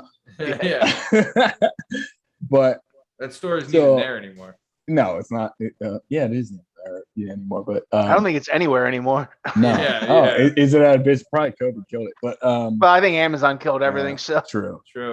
True. But so after working there for a while, I would just literally, everyone, like he said, everyone fucking teach you how to steal shit. So I would steal like the new Iversons came. Oh, the questions, the answer two. The answer twos. Oh, the answer twos. beautiful Reebok, shoe, baby. beautiful The answer shoe. twos, right? I had a pair of them. And I Awesome. was friends with the people on North Penn's basketball team, and they were like, "Yo, can you get me the answer twos?" I was like, absolutely. So I steal these fucking answer twos. I'd sell them to fucking the basketball team, and then, that was that. They actually didn't catch me for that. My best thievery ever from there was a pool cue. Right? Do you know how hard it is to steal a pool cue? Mind you, you're 16, right? I'm 16. You weigh $120, Right. And I was probably like 5'7" at the time, right? Yeah. So I take the pool cue. I it has two pieces, and I just put it down my pants, down each leg, and I'm walking out the store, real straight-legged. Yeah. Like, is the owner? Why is he sauntering like this? What's going on? I was like, it was like $120 pool cue. I mean, whatever it was. But I was like, all right. Do you have a pool table? I do have a pool table down my parents' basement. I was actually thinking about why I stole it, but now I know. Now you just said that. He's like, why the hell did I even do this? It was we could just steal shit just for fucking the hell. I know I fucked up the Supreme Pizza, but why the fuck did I steal the? Oh yeah, I had it. So I'm walking out this store like just real fucking straight like it, and like I don't know how they didn't notice, but eventually they finally figured out that I was stealing shit, and you and everybody else. Shit. Yeah. I think it was probably the 30th pair of fucking Iversons that I stole. We haven't sold one pair of these, but they're all gone. Yeah. Let me check. Let me check your. Oh, that's what they checked my bag in the break room. And Did you check the inventory reserve? Yeah. Like, why are these Iversons in your bag in the break room? I don't know how they got. Jesus. Why would you put them there? Like, why would the delivery guys put them? That's a weird place to store. So you were fired. So like you were fired from there, right? Yeah. And then like they were just like, look, we caught you stealing. You're out of here. Is that kind of just okay? So then you leave there. Luckily, they didn't press any charge. Dude, I swear to God, I remember. Because this was not just like this was like a North Wales, Montgomeryville, Lansdale thing. Where like, because I remember like at the same time, we had friends that were working at like FYE, the Wall, and the mall, and they all got caught. Like everybody that we knew. Oh yeah, you're stealing everything from everywhere. Yeah, I mean, Matt, there was STS throughout everywhere. We like to steal some shit back in the day. So STOS, yeah. So let's do. So you left Modell's. Well, I didn't leave. They forced me. Right? they politely asked a forced you retirement. Yeah. They politely asked you to stop stealing shit from them. Yeah. Luckily, they didn't press charges, but yes, go ahead. And then you went to Office Max as a floor associate. How long were you at Office Max? Not very long either. Very similar That's situation. when the Iverson printer 2 came out. Yeah, the Iverson printer 2. It was very similar shit where I was stealing, like, I don't know if you guys, CDRW, rewritable CDs. Like 48X, yeah. 48X CDRW shits. For our, we have a Zoomer audience now. For our Zoomers, before PDFs, there was a time where you had rewritable CDs, and they were a hot commodity for all 9 months. Yeah. When Napster, when you're burning a CD that said like, I used to love you, but now I don't. And it had like Blink-182 and something. When you were the first kid that had like a computer with Napster and rewritable CDs, you're like, yeah, man, I'll just like make you the fucking 311. Give me $5. Like, and you're like, yo, bro, I got the 48X. You know how fast that is? Yeah. Like I can do that so much faster than the 28X. Like, Yeah. screw you. I got a 56K Dude, I can see a tit. modem. Yeah. Dude, I can see a tit in 2 minutes, not 2 hours. That like Yeah. Yeah, So that so changed the game. so I stole a bunch of that shit too there, and you're that didn't end too well. Why? I What mean, did they do? What do you think they did? I mean, did they press charges? No. Okay. They brought in this 45-year-old guy that threw him to the ground. Yeah. Oh, You think we're motherfucker? You know I don't what? just work at Domino's. Yeah, you know what, motherfucker? I'm the fucking Montgomeryville enforcer. Yeah.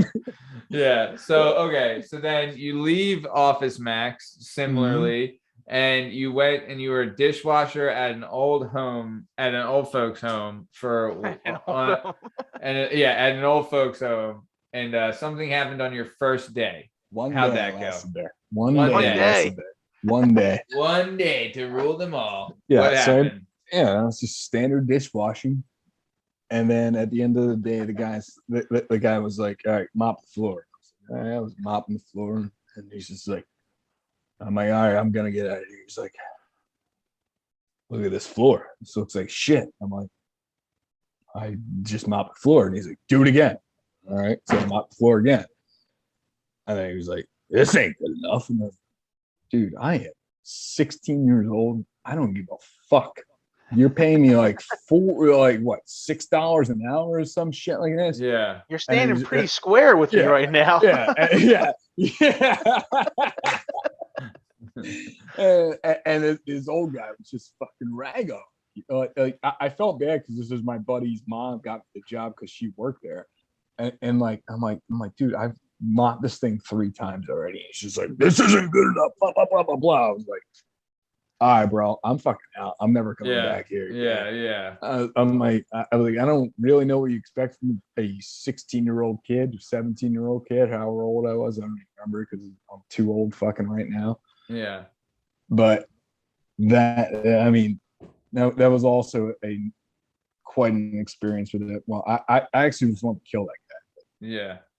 And he just, dude, if you're that guy that gets your rocks off by fucking jazzing up. Oh yeah, he was just giving me a hard time because he was like, an old World War II vet.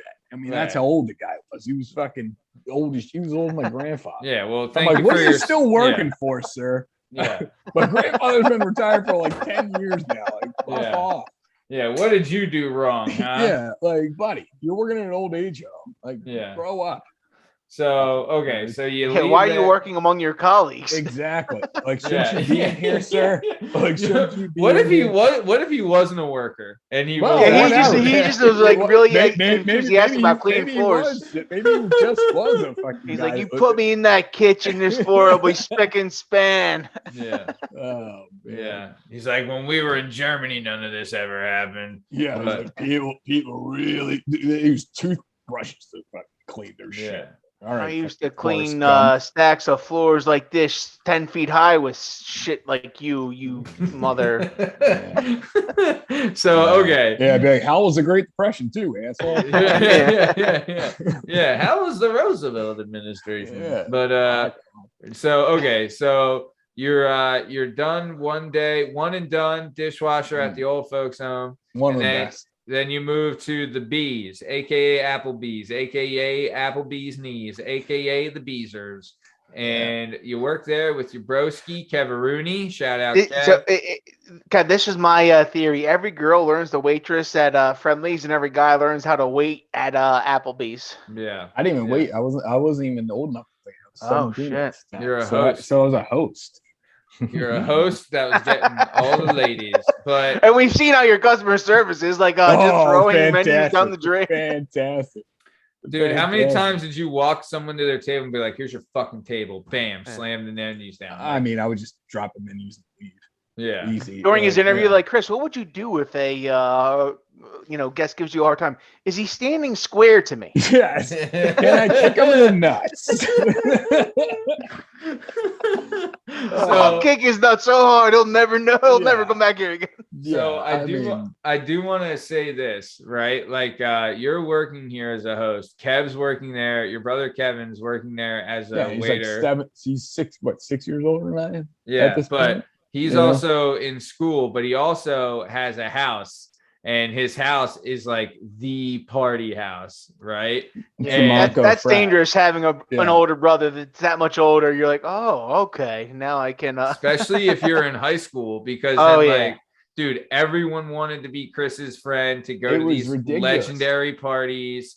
Like, dude, these parties were freaking legend. Wait for it, dairy, and there was like Well, when I picture, bananas. when I picture your brother, I picture Ryan Reynolds, maybe not that good looking from the movie Waiting, like where he's like the older guy that's like teaching the younger kids, like, oh, this is how we kind of do it in this place. That movie is so accurate. Oh, it's not even funny. Unreal. It's not even funny. It is to a T what the restaurant industry is. Yeah, Oh, the most accurate thing about it is that the scumbag cook that everybody likes Yeah. is dating the stupid hot waitress. Oh yeah. Number Ridiculous. one accurate thing always happens. The Mhm. stupid hot waitress bangs the fucking dumb cook that everybody's boy. Yeah, absolutely. You know, and I'm in, this is my senior year, right? Yeah. I'm 17. My brother Kevin's got this fucking basically Monco frat Yeah. that's on Unionville Pike, like right Yeah. in town, Man's there, right? Yeah. And basically everyone's asking me to fucking, hey, can we go to your brother's house? Can we Everybody. go to your brother's house? Can we go to your brother's house? I'm like, no, like Yeah. I can't have the entire high school come to this goddamn thing. But Everyone's gonna, my brother's gonna get arrested if every Right, fucking exactly. kid just shows up at this And they fucking would all- party. and they all show up fucking They anyway. would eventually show up yeah, anyway. it's just ridiculous. Because they went there one time, and then it's like, Yeah. all right, every Uh-huh. fucking weekend, this is where we're going. Yeah, and it was like, you know, I was like, and Kevin fucking hated me by that point, but but we were both working at fucking Applebee's at the time, Yeah. and like he was serving. Well, I probably shouldn't say this part, but but he would tell Statute me limitations have passed. We're good. He would tell me specific tables which he didn't want. We'll just say that. Oh, that's not a big deal. We all know that. You know what I'm saying. I know exactly what you're saying. All right. That's, I And- mean, it is what it is. He Yeah. wanted to make money. Yes, you know, no blue hairs and no, you know, Yeah. No whiskey tango. Yeah. right. Yeah. So like I'd be hosting and they give me a hard time and this, that, and the other. And I don't know how long did I last there? 6 months, 7 months, maybe. Yeah. But whatever. So I got fired from I got fired from so many fucking jobs. Jesus Christ. I mean, but honestly, if that's me, like if I'm your parents and you're coming home and telling me the story. Oh, my mom hated me. Well, no, I would have been like, My mom hated me. Oh, no, God. your mom, shout out your mom, love her. But if my kid came home and told me that some 40-year-old pizza delivery guy tried to I never jump told him, her that. Oh. I never told her that because like I didn't want my dad to fucking. your dad would have gone do there some- and fucking. Yeah, I didn't want my dad to fucking, you know, have a heart attack. Yeah, you don't have he it. would- Yeah, when he you're a would've kid, you know what the deal is. You know, like, Yeah, all right, I- is this I'm really not- worth getting into a I'm- thing I about? was just like, yeah, I got fired. I was an asshole. Blah blah blah. Yeah, And yeah. I wasn't gonna get my dad fucking. You're like, involved it's in worth the shit. stories. It's worth the Right, Pizza yeah. Supreme story. Right. Yeah. Yeah. Your dad would have burned that fucking place Yeah. down if that was the case. But Exactly. yeah, so you didn't want to, you already made it so the guy couldn't have kids. You didn't want him to lose. his Yeah, livelihood. exactly. I kicked him square. in the nuts. I'm Like, surprised he square. went out after you. If that was Me too. I was like, I- this that's all. little Like, fucker. Well, I mean, I think you're right. Like, he probably just didn't want to get in trouble. He's like, oh shit! Yeah. Like, I fucking sent this 40-year-old guy to like scare this kid, and he actually threw him to the ground. I didn't think fucking Lobby Bobby was going to fucking go Yeah, all out yeah. on it. Yeah. Yeah, So it was just some disgruntled for you, but whatever. So what happened that you left Applebee's?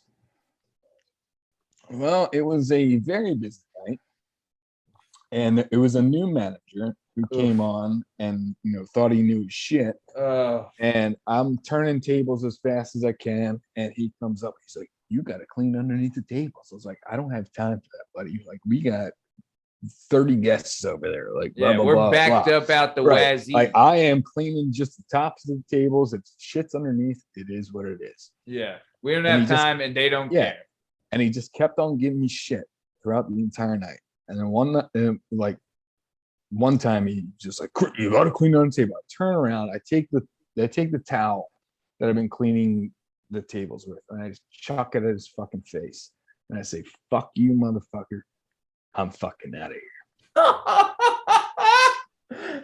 In the middle of like a busy ass shift. Oh yeah. There's 30 people waiting. It was literally right at the host desk. So all the customers saw and shit. It was like honestly, dude, that like there's so many times I've wanted to do that. That must have been like fucking orgasmic. Oh, it was to incredible. do that. That must have been the best fucking thing ever. I would have been, dude. Oh, that would have been. It was beautiful. I mean, that would have been absolute heaven. The guy thought he knew shit. I was like, Yeah. buddy, this isn't. He gave him a Jersey Turnpike right to the face. Yeah, pretty much. It was just, he was like shocked. Yeah. And then like, good. Fuck him though. Fuck him. Yeah, exactly. What a piece of shit. Who like he doesn't Right. like, Stop harassing a 17-year-old kid that's just trying to turn. Also too, he's like, there's nothing better you can do. The place is packed. You could be running food or doing something else. Right. But like you've He's never just had harassing. Wait, it literally is like waiting, right? That guy that just keeps fucking up the line. You're like, what the fuck are you doing here, motherfucker? Like, just get in there and work on the schedule for next week. Yeah, it's literally that, dude. You're 100% right. Exactly. There's people that like actually know what they're doing and know how to make money, and like there's then fucking people who are just have no idea how. No, you're not. We're like, I go by the rule book. You Yeah. need this and this. It's like, buddy, sometimes the rule book needs to go out the fucking window. Yeah. And Yeah, you when need you're to at a rush. turn tables. Chris, sometimes you have to unplug the deli kiosk, so that you can keep the line moving. Okay, so let's keep it moving then. Whoops, that ain't working. So let's keep it moving then. So after you left Applebee's, you're in like college at this point, right? And you started working at the giant deli seafood counter. Peter would Beautiful. also be working there at the same time, isn't that Oh correct? yeah. Yeah. Yeah. So Yes. you're working there with Pete and a couple other guys and doing your thing. Matt, my first job outside of working for my dad. The first time I'm outside of the McCormick Deli. So you go from working at your parents' deli to Giant's Deli. That's right. Yeah, how'd that work? How'd that come about? So basically, my dad owned a deli in Northeast Philly, and by the time he went to go sell it, it just wasn't making much money. So my dad, my freshman year of college, my dad sells a deli. I'm done freshman year, and I'm like, okay, I need to get some money for to help pay for sophomore year of college, and I just applied to Giant because I'm like, well, you guys have a deli, I have deli experience, and like, can you start on a Sunday during busy time? Or I can fucking slice meat. Yeah. And so that's where I start, and that's where all of a sudden my second friendship with the Wertans and Grimacin and Ryan Myers and all these characters begin. Dude, so okay, so you're working here. How long would you work at the deli, Chris? Do you know? I worked at deli probably a year or two. Yeah. How'd you like it there? Oh, I love, buddy. Yeah. Have you ever sliced meats? Yeah, I worked at Wawa. It's an absolute fucking. Well, what do you have a Hobart? I mean, what kind of slice are you talking about here? The circle disc one that you just. Yeah, I know, but what brand? No, if you're using some bullshit non Hobart. Chris, my dad still has a ceramic deli slicer in his garage from his store. Exactly. So I mean, this guy's talking Wawa slice meats. I know. What do you got? Look, you just got an automatic slicer. You're going thick as shit. Don't even know how to make a sandwich. like seriously. Hey, they call me Matt the mincer. Huh? I can mince some meat. Did you even sharpen the blade? Did you ever sharpen the blade? I mean, what are we like? Come on. Get real. Pal. Yeah. I mean, you're right. I shouldn't have claimed to be a slicer. All right. Well, and you also did not slice quality meats. Eats and Watson, they were the first ones to come out with barbecue chicken and buffalo chicken. Yeah. Before that, everyone just had turkey. Nobody else had any kind of chicken or any kind of barbecue, mesquite. Yeah, buffalo. Cut that. And check the Godfather Meats TikTok dates for the local Philly deli tour, and head in there and say, "Hey, give me the deets," and to get the special sandwich and unlock the sandwich. All right, so let's get back to it. Either way, so you're working at the deli, you're slicing food, you're slicing quality meats, and there'd be sometimes though that you would have a little dipper, little snip a dip a dip at the job. Is that right? What's going down? Yeah, we had this guy. I guess I could say his name, right? I don't know his last name. I don't think. So it's Tim. I mean, yeah, God only knows if he still works there or not. So we had this guy Tim, who was probably I don't know what he's 21 at least. So you can get his alcohol, and we would literally just he would make us Tom Collinses and put them in the back, and we would just sip on Tom Collinses and slice the meats and get real fucked up, and then really fuck up people's orders. And it was a delight. It was a delight. Yeah. So real quick, I didn't even work for the deli at that point. I was working in seafood, which was even better because there was like 7 customers a day. When I got to the deli, Chris was no longer there. He was in this, but like when the deli would get in the shit and seafood would be dead, we'd be like, Chris, come over, help us out. And he's like, all right. Yeah. I had nothing to do because seafood was such a joke. There was literally like 7 people a day. And, we would close at like 8, and then we were like, all right, well, the deli needs help. So I'd go over and fucking help the deli out. Everyone always needs Pete, help. do you remember that the little I don't want to say Mexican. She was married to the older gentleman to get her citizenship. Oh yeah, I remember. Yeah. What is going on here? She was. So we may have had a rat in the group. We may have had a flirty rat. Yeah. So basically, there was this this one lady that worked at the deli. Was less than a citizen when she started there, and was a full citizen. Came to the country underneath a bus.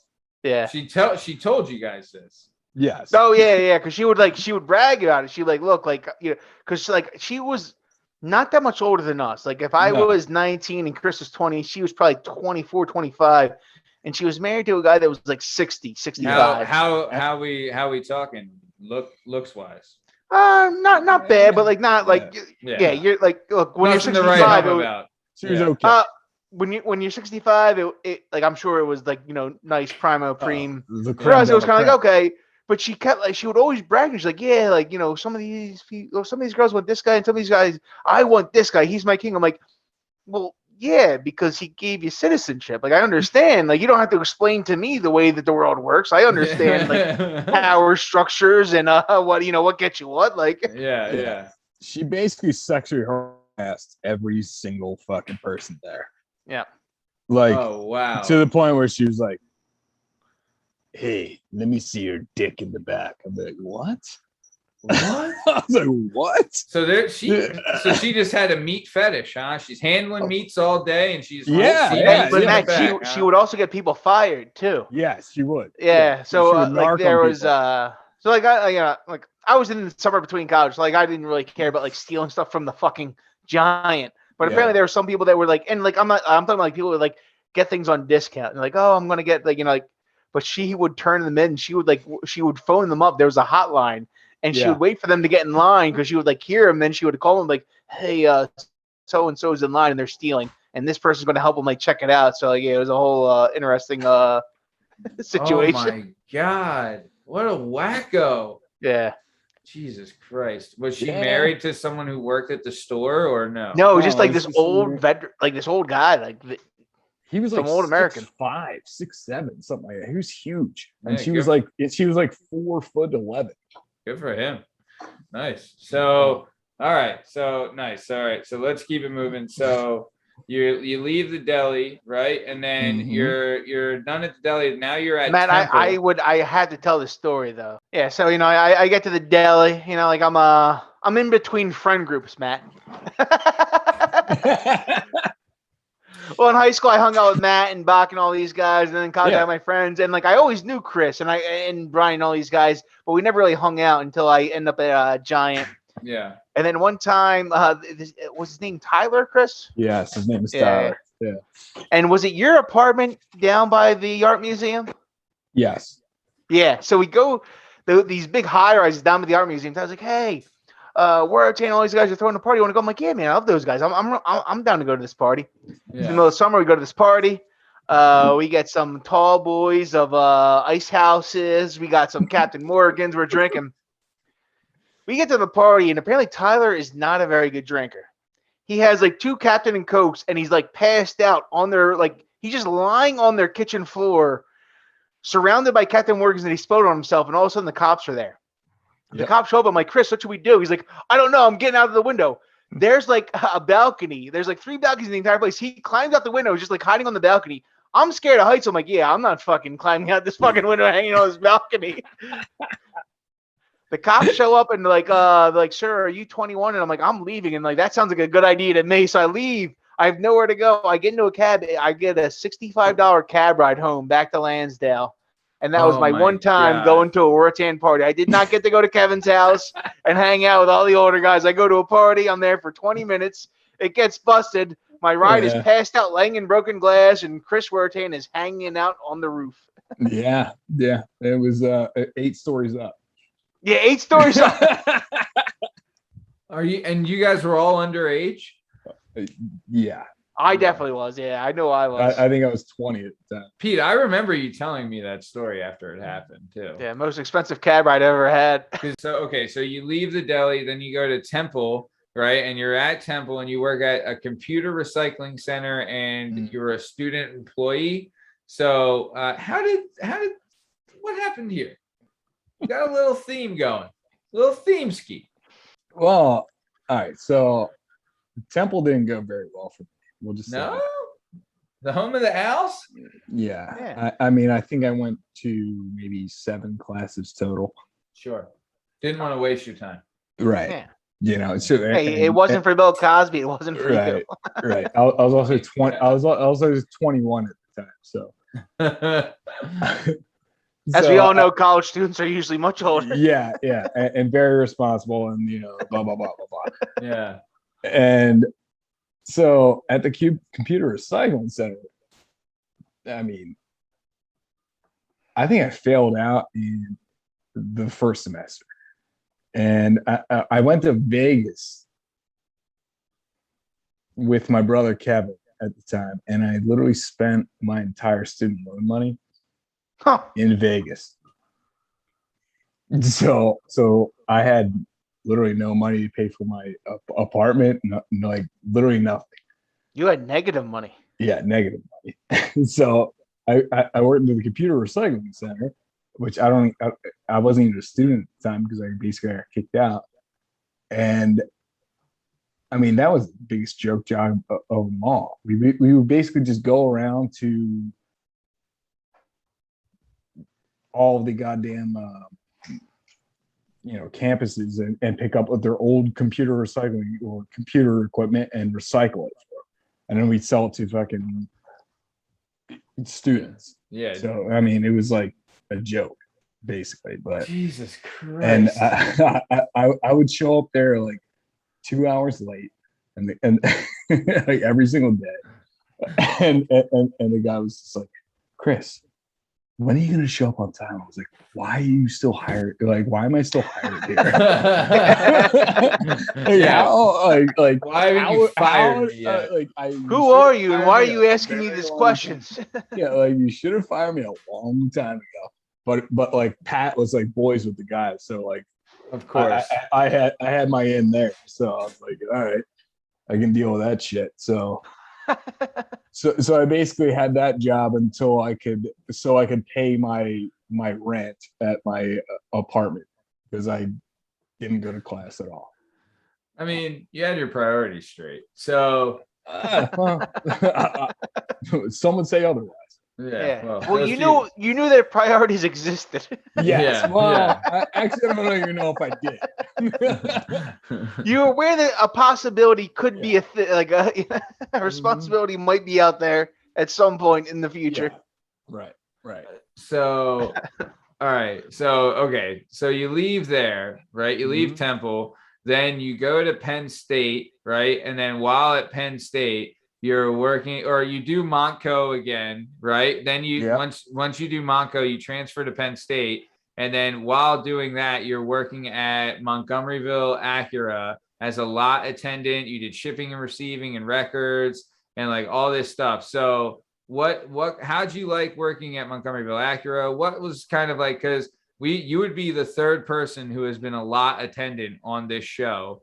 And how'd you like it? What were your responsibilities, and like how'd you like managing working there in school and stuff like that? I mean, I was going to school full time and working full time. So You're a busy boy. That's tough. You're a busy boy. Like I worked during the day and then I went to school at night. Yeah. It's ridiculous days. Yeah. I mean, being a lot attendant, pretty easy. I mean, all Yeah. I did was shuttle people around, basically clean cars and move them around. Easy shit. And you had to look good while you were doing it. Well, not really. Hey. But I mean, it just happened that way. Yeah. So I pick up these people, drop them off at work and pick them up, this, that, and the other. Yeah. And then I eventually got promoted to a shipping receiving, which is the biggest joke job of it all. Really? I work 2 hours in the morning, and then the rest of the day is nothing. So it's like a pretty sweet gig to me. They're just like on demand, like, oh, in case they need you, here you go. How many cigarettes did you smoke? Oh shit, man, a fucking shit ton of smokes. Yeah. Well, with my boy Milt, who was like a 90-year-old fucking sales guy. Milt? Yeah. Milt? Yeah. Milt. that guy sounds like a great time. R.I.P. He's dead. Thank you. Oh. R.I.P. Milt. Hey, we talked everything you know. One love, Milt. One love. Yeah, well, he didn't teach me anything except for how to fucking rip heats. That's about it. Fucking you just stuck on these. Life will be over soon. Yeah. He just was fucking crushing roots all day, that guy. Yeah, but I don't know. That was kind of a tough job just because I was going to school full time. And it was like long ass fucking days and shit, but it was easy. Yeah. It was what it was. I was there for 6 years because I was also there between when I quit college and the 2.5 years between that shit. Yeah. So it was what it was. So all right. So you're done there, right? You graduate from Penn State with a degree in history, right? Fantastic degree. Yeah. And then one of the best out. Probably the best, right? Some would say otherwise. Right. Those people it all depends on what you're doing. Shit. It teaches you how to write. There's really two options you got: teaching or become a lawyer. I ain't gonna become a lawyer. I don't have time for that shit. Who does? And I'm not gonna teach because they don't pay enough. Anything that involves research, it helps you with. Like if you have to, are you a fan of history though, Chris? Yeah, I love it. I'm a big history buff. Love history. You like hardcore history? Oh, great show. Great show. Carla? Oh yeah. Dude, did you ever listen to the one he did about World War One? Oh yeah. God. The 4-parter? Oh, so the Wrath good. of the Khans? Oh, Wrath of the Khans was great. Did you listen to the Japanese one that he was talking about? With the samurais and shit? No. Is that his newer one? I don't remember, but dude, the World War One shit is so fascinating because I get into the Reddits. I love Ask Historians because Ask Historians is like actual historians and like the moderators are historians, so they kind of like they delete all this shit. Like, oh no, this is bullshit. It's not good enough, and they cut it out. Like a lot of good stuff like is put up there. Like, I love it. I love a good Ken Burns documentary as well. Ken Burns. Fucking Kenny can throw a fucking documentary together. Kenny can. Is Kenny dead? I think Kenny's dead, right? Oh, come on. Not Kenny. No. Is he not dead? You know, no idea. You know what the worst thing is? Because the guy working in front of me right now, that's sitting in the cube in front of me, his name's Ken Burns. Ooh. So the only bad thing about Ken Burns is that all his documentaries were done by PBS. So now that they have all these bullshit streaming services, his fucking documentaries, you can only watch them on PBS app or whatever the fuck. It sucks. Discovery Plus. I mean, I don't even think it's on there. Yeah, which sucks. The only thing that's on Discovery Plus is the 90 Day Fiance spinoffs. Oh, go fucking stupid. Whoa.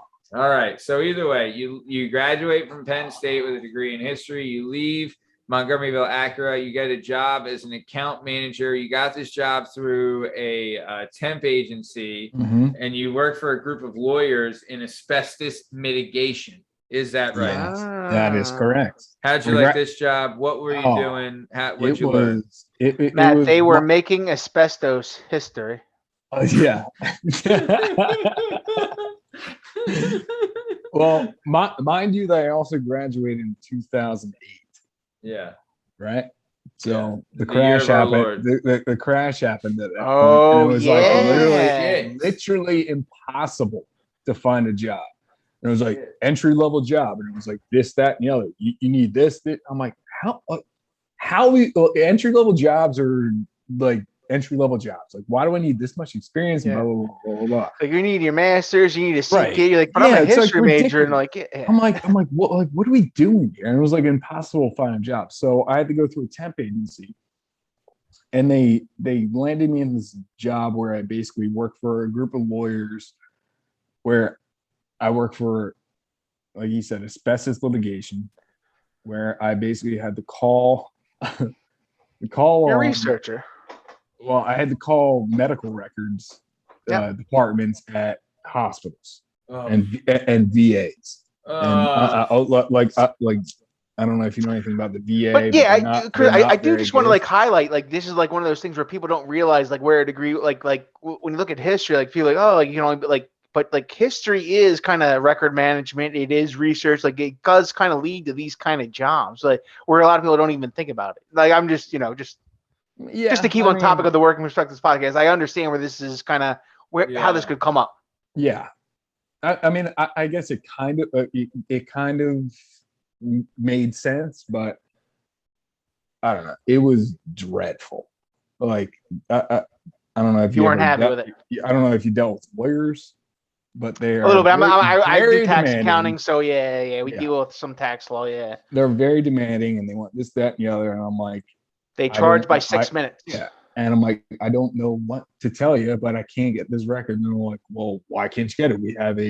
We have a court case coming up. This, that, and the other. We're like, tell the VA that we're going to subpoena them. I'm like, okay. So I tell them that, and they're like, we don't have this. I'm like, okay. And then 3 weeks later, all of a sudden it's there.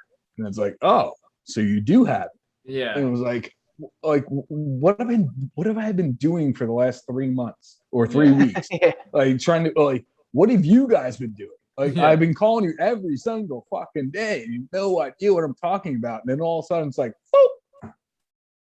You know, because the guy that gets stuff's only there on Tuesdays. So right. That's exactly what it is. It's one person works, and it's bullshit. It was just a bunch of miserable people dealing with a miserable guy. Yeah, that's bureaucracy. Yeah, recipe for success. So you would leave there, right? Mm-hmm. And after you left there, and you left there, and you're at the company you're at now, but you were in a different role when you got there. So when you I left there, and my buddy Maurice, Mo. Shout out Mo. Shout out Mo. He, like, I was just looking for any job, basically. Yeah. I got to get out of here. Yeah. And so I took a pay cut to get to this job I'm at right now.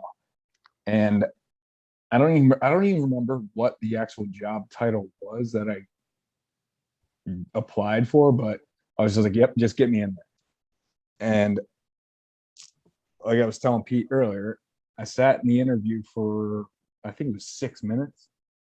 And she basically just was like, hey, do you know how to use Microsoft Excel? And I was like, yeah. Sure do. Pretty fucking easy. She's like, you're hired. Hey, you also know how to use that dick that you got hanging down there? She also did like, the looks, and she was like, yeah. She's like, is that a pool cue in your pants? Did you just rob your tongue move, pussy? I mean, she might have been squirting during this interview, but oh boy, does she still work there? Oh no, she was like 68 at that time. Oh boy, yeah. She's like, I haven't broken out the water slide in a while, but here we go.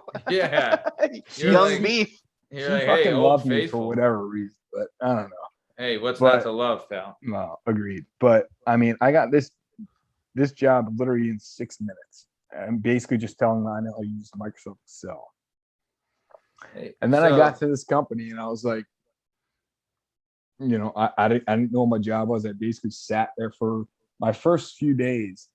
I remember just sitting there and I almost quit because I was like, what are we doing? Like they were like, all right, just sit here and do this. And I was folding fucking invoices and putting them in envelopes and mailing them out. I'm like, what the fuck? And you're like, why the fuck are you guys still using paper? Well, agreed. And I was like, what are we doing here? And I was like, why are we doing this? And then and they're like, what do you mean? How else would we send the invoices out? Like email? And they're like, what? Get out of here. Vice president, right Get here. out of here. I'm like, what are you talking about? Like, why are you printing stuff out? Like, Chris, like he doesn't have to sign everything. We can just get a Yeah, it stamp was- with his signature and just stamp it. Crazy. It was crazy. Like, because I work for, you know, a manufacturing company. So like, to be honest with you, most manufacturing companies are very old school and they're just stuck in their way, and they're stuck in their ways. Oh yeah. And I've done accounting work for them, so I understand. You're like, it's can I get the records? worst. Like, no, you can only get the records from Tony. He's here on Tuesdays. I'm like, yeah. but you have a fucking network. You can't just download the file. Right. Yeah. Like, that's in storage. We got to get that in storage. Like, what are you talking about? Yeah, we got to get Iron Mountain out here to Yeah, retrieve the crazy. box. Oh, bro. It's crazy. And like, somehow, some way, I just started taking over their reporting, and like it was like text files. Yeah. Like, they would just take text files, and like the guy that was training me, he was like, all right, what you take this file, you take a ruler, and then you type it into Excel. And I'm like, what are you talking about? He's like, you print this thing out. You and then print it out. yeah. And then you type it in Excel. I was like, what are you talking about? And I'm like, you need to just export that text file to Excel. And he's like, you have another. What? Computers can talk. Like, Right. that's the whole reason we have them. right. And I was, and he's like, no, you can't. I was Dude, like, when "Yeah." you- and I was like, oh, and they were like, this guy's a genius. I'm like, Dude. holy shit, you think I'm a fucking genius? Like, I'm a fucking retard. I got Yeah. I was like, The second night Chris is hanging out with him, the 75% of my guy's like, job. yeah. He's like, I'm trying to. Me and my wife are trying to get pregnant, so we have to get this turkey baster. He's like, you Yeah. don't need the turkey baster. You can Right. just put it in Dude. directly. Do you know, like, when you told that guy that, he probably thought His to mind himself- was fucking blown. Well, do you know like, the first thing didn't he believe thought? it. Well, He didn't believe it. the first thing he probably thought was like, how many hours of my life did yeah. I waste with this absolutely. ruler going? Oh, absolutely. Or did he think like, oh shit, my fucking guy's life gonna just take became my job. obsolete? Yeah, exactly. Yeah, Johnny the ruler Or do guy. you like he's plotting like to kill Chris? He's like, fuck, he knows the drill. He's like, I gotta take him out. He's like, oh shit. And like, I'll be homeless know. if he tells everybody about this. no, but luckily he was a really cool guy. Yeah. And like, he didn't really care because whatever. He was older and he was on his way out anyway. So he was like, whatever. And he was like, fucking fine, whatever Yeah, makes so, this so, thing so, easier. so I was like, I'd be like, yeah, you can just, just VLOOKUPs and this, that, and the other, and blah, blah, blah, blah, blah. Oh, dude, when you said VLOOKUP, he was probably like, oh, what? He was like, huh? What's that mean? I was like, oh, God, here we go. Like, show him an HLOOKUP, he'll be like, well, no, that's Oh, not even possible. God. Some ifs, all that. We're breaking Yeah, physics. Yeah. Matt has no idea. Yeah, no, Matt's like, what? I can do this stuff? Matt, I'll give you a tutorial later. Hey, But that's like, fine. I showed him. I basically took this report that would take him at least an hour to put together because he would manually type this shit in, and I was like, here it is in 15 seconds. Yeah. And he was like, that can't be right. That's not right. And I had to. He would literally print them out and check it for 3 months until you actually believed it was right. Wow. When you're stuck And in I your was ways, like, you're stuck okay. in your way. Hey. All right. Hey, but you gave him 3 months of easy work where he's just reviewing your text files. Like, fuck it, man. Yeah. That's why he loved you. He was like, I don't even have to type this up. Yeah. This guy's just going to print it out. I just got to read it. Yeah. Maybe he was just pretending to like review it. He was just like, handing it in. I'll make sure this is right. Because I didn't hand it in this time. He still did. So he was like, whatever. Yeah. So I was basically doing his job for him. Yeah. So so then can you kind of talk about now, like, how did you get to the current role you're in now, and like what's your responsibilities now? Oh, it's kind of crazy. It's like like I was our Excel guru for the longest time. Chrissy excels. And like everyone in the company would come for me for data and this, that, and the other. Can you do a pivot table? Yeah. Yes, right. Yeah. Do you know what a pivot table? Oh, Jesus. Sir, don't talk about pivot tables in my company. People will fucking blow their goddamn minds. But landscape? Yeah. How do I print? But like I started moving everyone to, which is crazy, in 2012, that I'm moving people to Excel files, right? To pivot tables, this, that, and the other. And then I started learning a little more about business intelligence. And like the biggest problem at our company was data verification. Like we'd have a report here that would say this, a report here that would say something different. And people would be like, what is it? Like, why does this report say this? Why does this report say that? And I said, okay, well, one programmer wrote that, another programmer wrote this, and it's all embedded coding. Like, so if they didn't change this on this one, and you didn't communicate with this person to change that on the next one, so that's why they don't match. Mm-hmm. So I actually just went out and like I started doing a bunch of research, and I was like, best practices for data integrity. Yeah. Basically. Yeah. And learned about business intelligence myself. Dude, And Chris, then, there is so many situations where people don't understand the data that they're getting and what it does. Like, just to give a little, like, from my world, like, I was, calculating some kind of a credit, right? And the credit was based on tips. Uh-huh. And so the data that they were getting was from a program that was very old. So basically what they were doing is they were pulling cash tip data, right? Yeah. So back, 15 years ago, almost all tips were cash. Yeah. Now you fast forward to 2017 and almost all tips are credit cards, right? Yeah. So they didn't have this information. So you're missing out on like $1 million credit a year because you just don't even think of what is the data that I'm getting? What was originally requested? Like is it like that's the kind of stuff where like if you don't actually analyze the data, like what am I requesting? Why am I requesting it? And does it make sense for like what I'm doing? And like that's where like this kind of comes in. Like what you're doing, it's like you have to understand the data because if you don't, you might be making bad decisions based on it. Well, and the problem is we also had like because our manufacturing's in Middleville, Michigan, just middle of nowhere. And our corporate office is in Ambler. And this is very common for a lot of companies. Like you will have your headquarters in one spot where like this is my intellectual brain, and then here's my manufacturing on this side, and then here's my sale. Like everything is throughout the country. And you're not in constant communication either. Yeah. Well, and Middleville hated Ambler at the time. Yep. Yeah. And it was like these motherfuckers are always asking me for this, and these sons of bitches are always setting meetings at that time. Like these sales guys are fucking doing whatever the fuck they want in corporate. And so like no one ever actually communicated with each other. So it was like so it was this is actually fucking crazy. I actually did this. So I basically did a bunch of research on how we can improve our IT department, because our IT department was basically, again, like I said, Middleville versus Ambler. Yeah. And I was like, how do we centralize it? So I came across business intelligence, and I put this, I did a bunch of research and then put this presentation together for the entire board. right? So our VP, our CEO, all our VPs are CEO and actually the board members. Yeah. And I sat in front of them and said, hey, look, you guys always question why is this and why is this?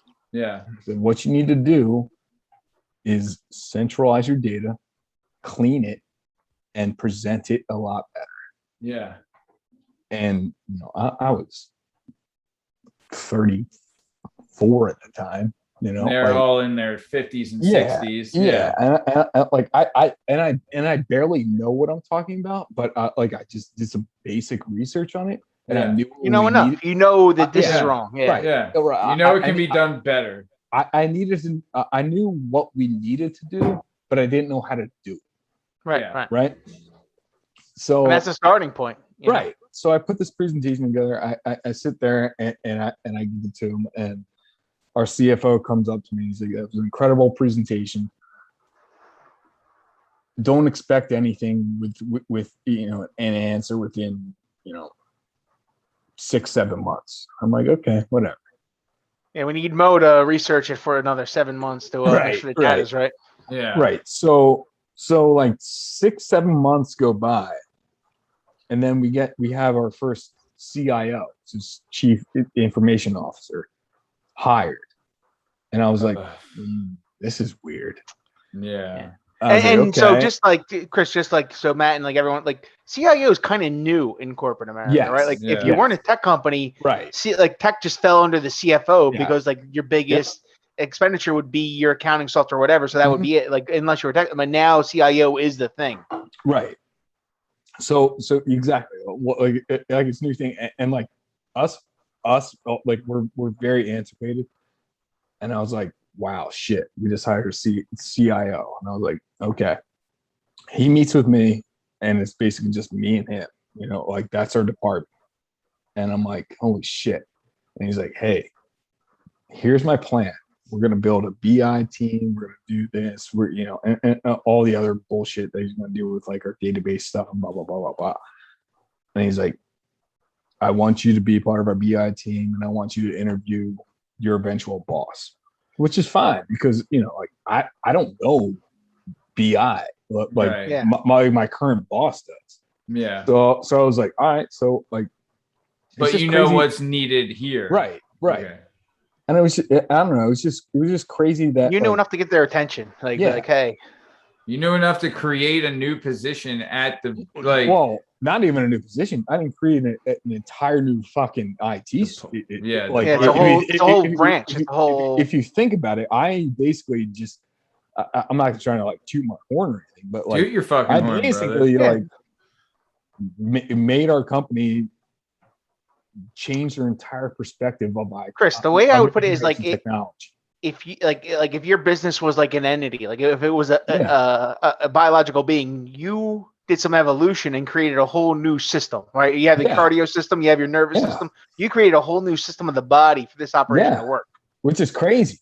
Yeah, because I'm just a guy that fucking a history major, like, and I just did some research and shit, and it was like, I don't know. That's what I'm saying. Like the research, that's why this is a skill. The research, the ability, like people think research is just like Googling, but it's not. Like it's like putting things together. Like and then writing it up and putting into a presentation where the CEO goes, "Holy shit, that fucking makes sense to me." Right. Yeah. Exactly. Like this was like an hour-long presentation. That's not easy. Like I've done board presentations and I've only done like 10 minutes, 15 minutes, and I'm sitting there sweating like my ass off. Yeah. An hour presentation to the CEO is a big fucking deal. Yeah. And they're asking you questions and this, that, and the other. And it takes a lot of work. It's much more than a 6-minute wrestling match or a fucking soccer game. This is this is your livelihood. Yeah. Yeah. I don't know the answer right now, but I can tell you this is the way we should do it. Yeah, I know that this isn't the answer, and we go find the answer if we go down this path. Yeah, and what we're doing right now isn't working. Yeah. So I will say this. So think about this. We've talked about your work history, right? You had some fucking hiccups, man. Like you had some hiccups in work. I know. I fucked up a lot when I was But when he first met his new CEO, he like said, like, you want to square up? We'll see who's the real fucking CIO in this building. Yeah. But like but you took some time to like you went through some different paths to get on to the journey you're at now and to find the path you're on now, right? And then you found a place where you saw like success and like saw the possibility to be successful. And instead of like, because what a lot of people do is they'll complain about, oh, this needs to be done and this needs to be done. But you didn't do that. What you did was you saw like, this is an issue. We are better than this as a company. And this is how we need to move into the future. And what you did was you grabbed the bull by the fucking horns, right? Yep. And you said, let's fucking do this because I think this company has potential and this is what needs to be done. And no one else is seeing it. Everyone's talking about it, but no one's fucking doing it. And that's doing and not talking, like backing up what you say and practicing what you preach and putting in that hard work. Like people understand you did an hour presentation. That's all these slideshows you have to put together. That's all these notes you have to memorize. Yeah. That's all these times you have to talk and work on your speech and everything like that. That's hours and hours of work going into that so that it's not even for a position that you got. It's so you can create a better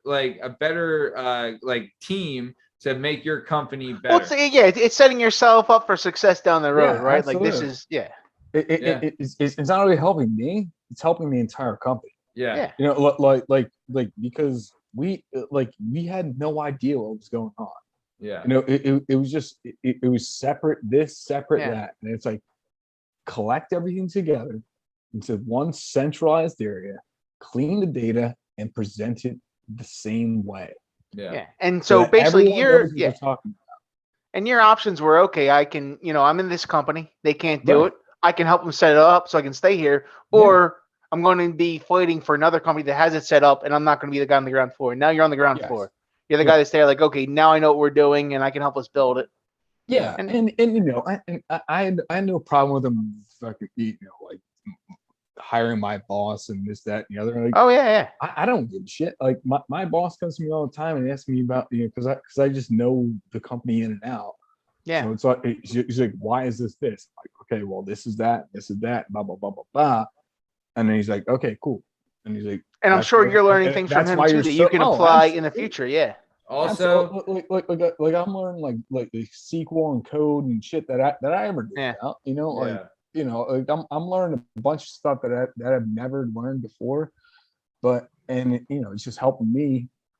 But also shoot to the moon. What you did is that you showed the CIOs and everything and all the higher ups of your company. You show them that this guy's a fucking thinker and he's a doer, right? And like when these types of opportunities come up and people don't take advantage of them and they'll complain, but won't come up with any answers and things like that, that doesn't help anybody. These guys saw like this guy put his money where his mouth is, right? And he came up with something that helped the company, wasn't beneficial for himself specifically, beneficial for the company in the whole. And if I was a CEO or whatever, and I would want 100 of you before one Johnny pencil pusher fucking putting in data. You know what I'm saying? Like, and you're right. That's the problem with a lot of corporations. They have a bunch of fucking Johnny, just a bunch of fucking donkeys chasing a fucking, But I still want to go back to your history because I do think that plays out in a sense where like I know you downplay a little bit, but like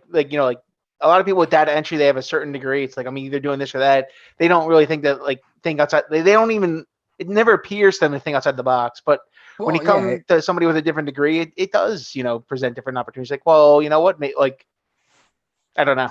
No. Life's all about different perspectives. It's just analysis of data, Right, exactly. And that's what history is. Whether it's text, like via, books and shit, analysis of fucking book. I analyze fucking data. It's the same fucking thing. Yeah, exactly.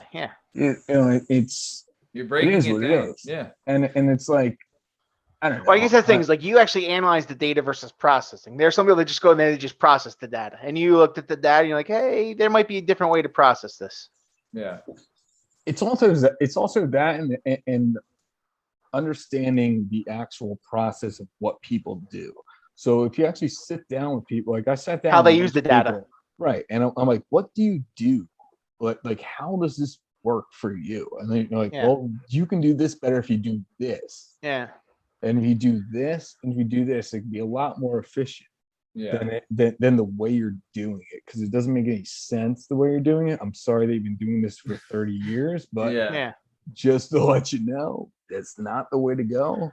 But I mean that is, I mean, like you're preaching to the choir here, right? I'm a tax accountant. I've been dealing with that, like, but you realize a lot of people, they just do things because that's the way it was done. Like, hey, give me this data, I'll do this with it, and then you're like, but what does this data tell us, and why am I doing this with it? Right, and why is it being done this way? Right, when it can be done better. Yeah, and that's the shit that drives me nuts. Is the people that just say, well, that's the way we've been doing it. And that's the way it's done. I'm like, afraid of change, and you know, but that's the way they've been trained, and so that's the thing. But it's like, do you ever use your fucking brain? Yeah. Problem solving is such a skill to me. It doesn't make sense. Yeah, I guess the thing is, I always wonder if it's been beaten out of them too. It's like where, like, if you had like that's where bad management and bad bosses come in, where it's like you come on to them and you're like, hey, I noticed this, and like, well, I don't give a shit what you noticed. I want you to deliver this, that, and the other, and you're like, okay. But like that's why you need a little creativity, a little space in any job you do, so you can realize if the way that you're doing it is the best way, or if you can improve upon it. Yeah, exactly. And I mean, to be honest with you, I stuck my nose in places where it shouldn't have been. Yeah, it's all right. And guess what? It worked out. It worked out. Oh yeah, hell yeah. Because like people were pissed at me, but guess what? Hey, you had to learn something new that made your life easier. Go fuck yourself. Yeah. Hey, exactly. Do you want to work harder or work smarter? Yeah. Exactly. You want to work smarter. That's it. Hey man, that's the whole fucking generation. You work harder so you can work smarter. That's the only reason you work harder. My job is to make people work fucking smarter. Hey man.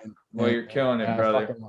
Killing it, brother. Proud of you. So Matt, so I mixed up in Chris's world recently because I became a contract accountant. And so I had to do some background tests, and Chris's company cleared me. I'm cleared. I'm clean. Hey, all right. He's clean. He's cleared. He's ready to go. Good. All right. Good job. Are you working for us? No. But one of my clients used, I think they used your company to do my background check. Gotcha. All right. Yeah. I gotcha. So, okay. It would be awesome if you worked for us because we're an employee-owned company. Oh yeah, actually but I'm pivoting away from accounting and I'm becoming a nurse, Chris. I'm done with the numbers. Okay. I'm all in the shit from now on out. All right. Yeah, my sister would tell you to go the opposite way. Because she's an NP. So that's what I'm trying to become. That's my goal, is to be an NP. Yeah. Good luck. Okay. So Chris, I'll tell you what, man. We were really looking forward to this one, and you fucking crushed it, man. This was so much fun, dude. I'll tell you this. There's one thing about these that's so true. Every time we do it, flies by, right? It does. Flies I can't believe by. fucking 9 o'clock. Yeah, flies fucking by. So before we're coming to the top of time, before we get out of here, I wanted to say thank you for coming on and for sharing your story, and that I'm fucking super proud of you, man, for fucking picking yourself up by your bootstraps and just kicking ass and doing your thing. And took a while. Hey, man. All right. Well, that's the whole reason we do this podcast. Let everybody know. You know what? Sometimes it takes a little bit, but when you find it, it's worth it. Sometimes slow learners are sometimes the best ones. You know what I mean? Steady. That's it. Dude, I'm 36 and I'm just finding my way to go back to school. Yeah, you're crazy. I would never go back to school. I had the lamest midlife crisis ever. Well, I'm going to go back to school. Great, buddy. All right. So before we get out of here, Chris, is there anything you want to say to the dozens and dozens of Working Perspectives podcast listeners? Go fuck yourselves. That might be the best fucking thing anyone's ever said to the people listening. I love it. Yeah. Party Boy Pete, anything you want to say to the dozens? Towards Tom. Yeah. Oh, definitely towards Tom. Yeah. 100% towards asshole for sure. Yeah. Party Boy. Sorry, should I not use his name? You can use his name. It's fine. I wasn't sure whether you used asshole or Tom. Everyone knows Captain Jerkbeard is aka asshole, aka Tom Lavelle, aka the thief, aka bunch of shit. Yeah. What Party Boy, anything you want to say to the listeners before we get out of here? Yeah, don't let your dreams be dreams. Chase them down. Like, Right. and like if you have, if you're interested in history, you're interested in something. People say like, hey, that can't you work out? Can't translate. Look into it. There's a lot of Yeah. things you can do with these degrees that people don't even think about. So just Yeah. you know what? If you have an interest, just see what you can do with it. Just do the research. Yeah. Well, here's another thing too. Is don't be fucking scared to Yeah. talk Yes. your fucking mind at work. Yeah. Exactly. You Yep. know, like I guess maybe me being a dickhead my entire fucking life, were like made me okay to just be like, hey, look, we're doing this wrong. But like, just like I literally went to our CEO. We're doing this wrong. We're doing this wrong. We're doing this wrong. And he came out to me and he was like, I fucking appreciate you. Fucking, like, no one ever does that. Yeah. People are scared. People are Hey, scared. you don't have to kick them in the dick right away, but just hey, if you notice something that seems awry to you, let people know. Yeah. Hey, this doesn't make sense to me, but this does make sense to me. Yeah, speak your mind and tell them, hey, bro, this doesn't make sense. This doesn't make sense. This doesn't make sense. You're not the only one that thinks the way you do. Exactly. Just speak it. Yeah. Don't be scared to speak your mind at work, because that's how you're gonna get forward. Otherwise, you're gonna be a goddamn peon. Yeah. Agreed. That's great advice. That is working perspective a peon advice. Yeah. If you don't try to make change, you don't try to speak your mind, you're literally going to be a peon and stuck the rest of your life. Be a drone that doesn't think for themselves. You're absolutely right. So I want to thank Chris Wertan for being a guest, and I want to thank Party Boy Pete for coming on. This has been another episode of the Working Perspectives podcast. I'm Matt Lavelle, accompanied by Party Boy Pete McCormick. Our guest today was the righteous Chris Wertan. You can find all our stuff and all our content on all podcast platforms and YouTube at Working Perspectives Podcast. You can hang out with us on Instagram at Working Perspectives Podcast, and join us on the Twitter or the TikTok at Working P Pod. If you'd like to be a guest on the show, feel free to email us at workperspectives@gmail.com. All right, this is the end of the show. Stick around for the ad read. Thanks. See ya.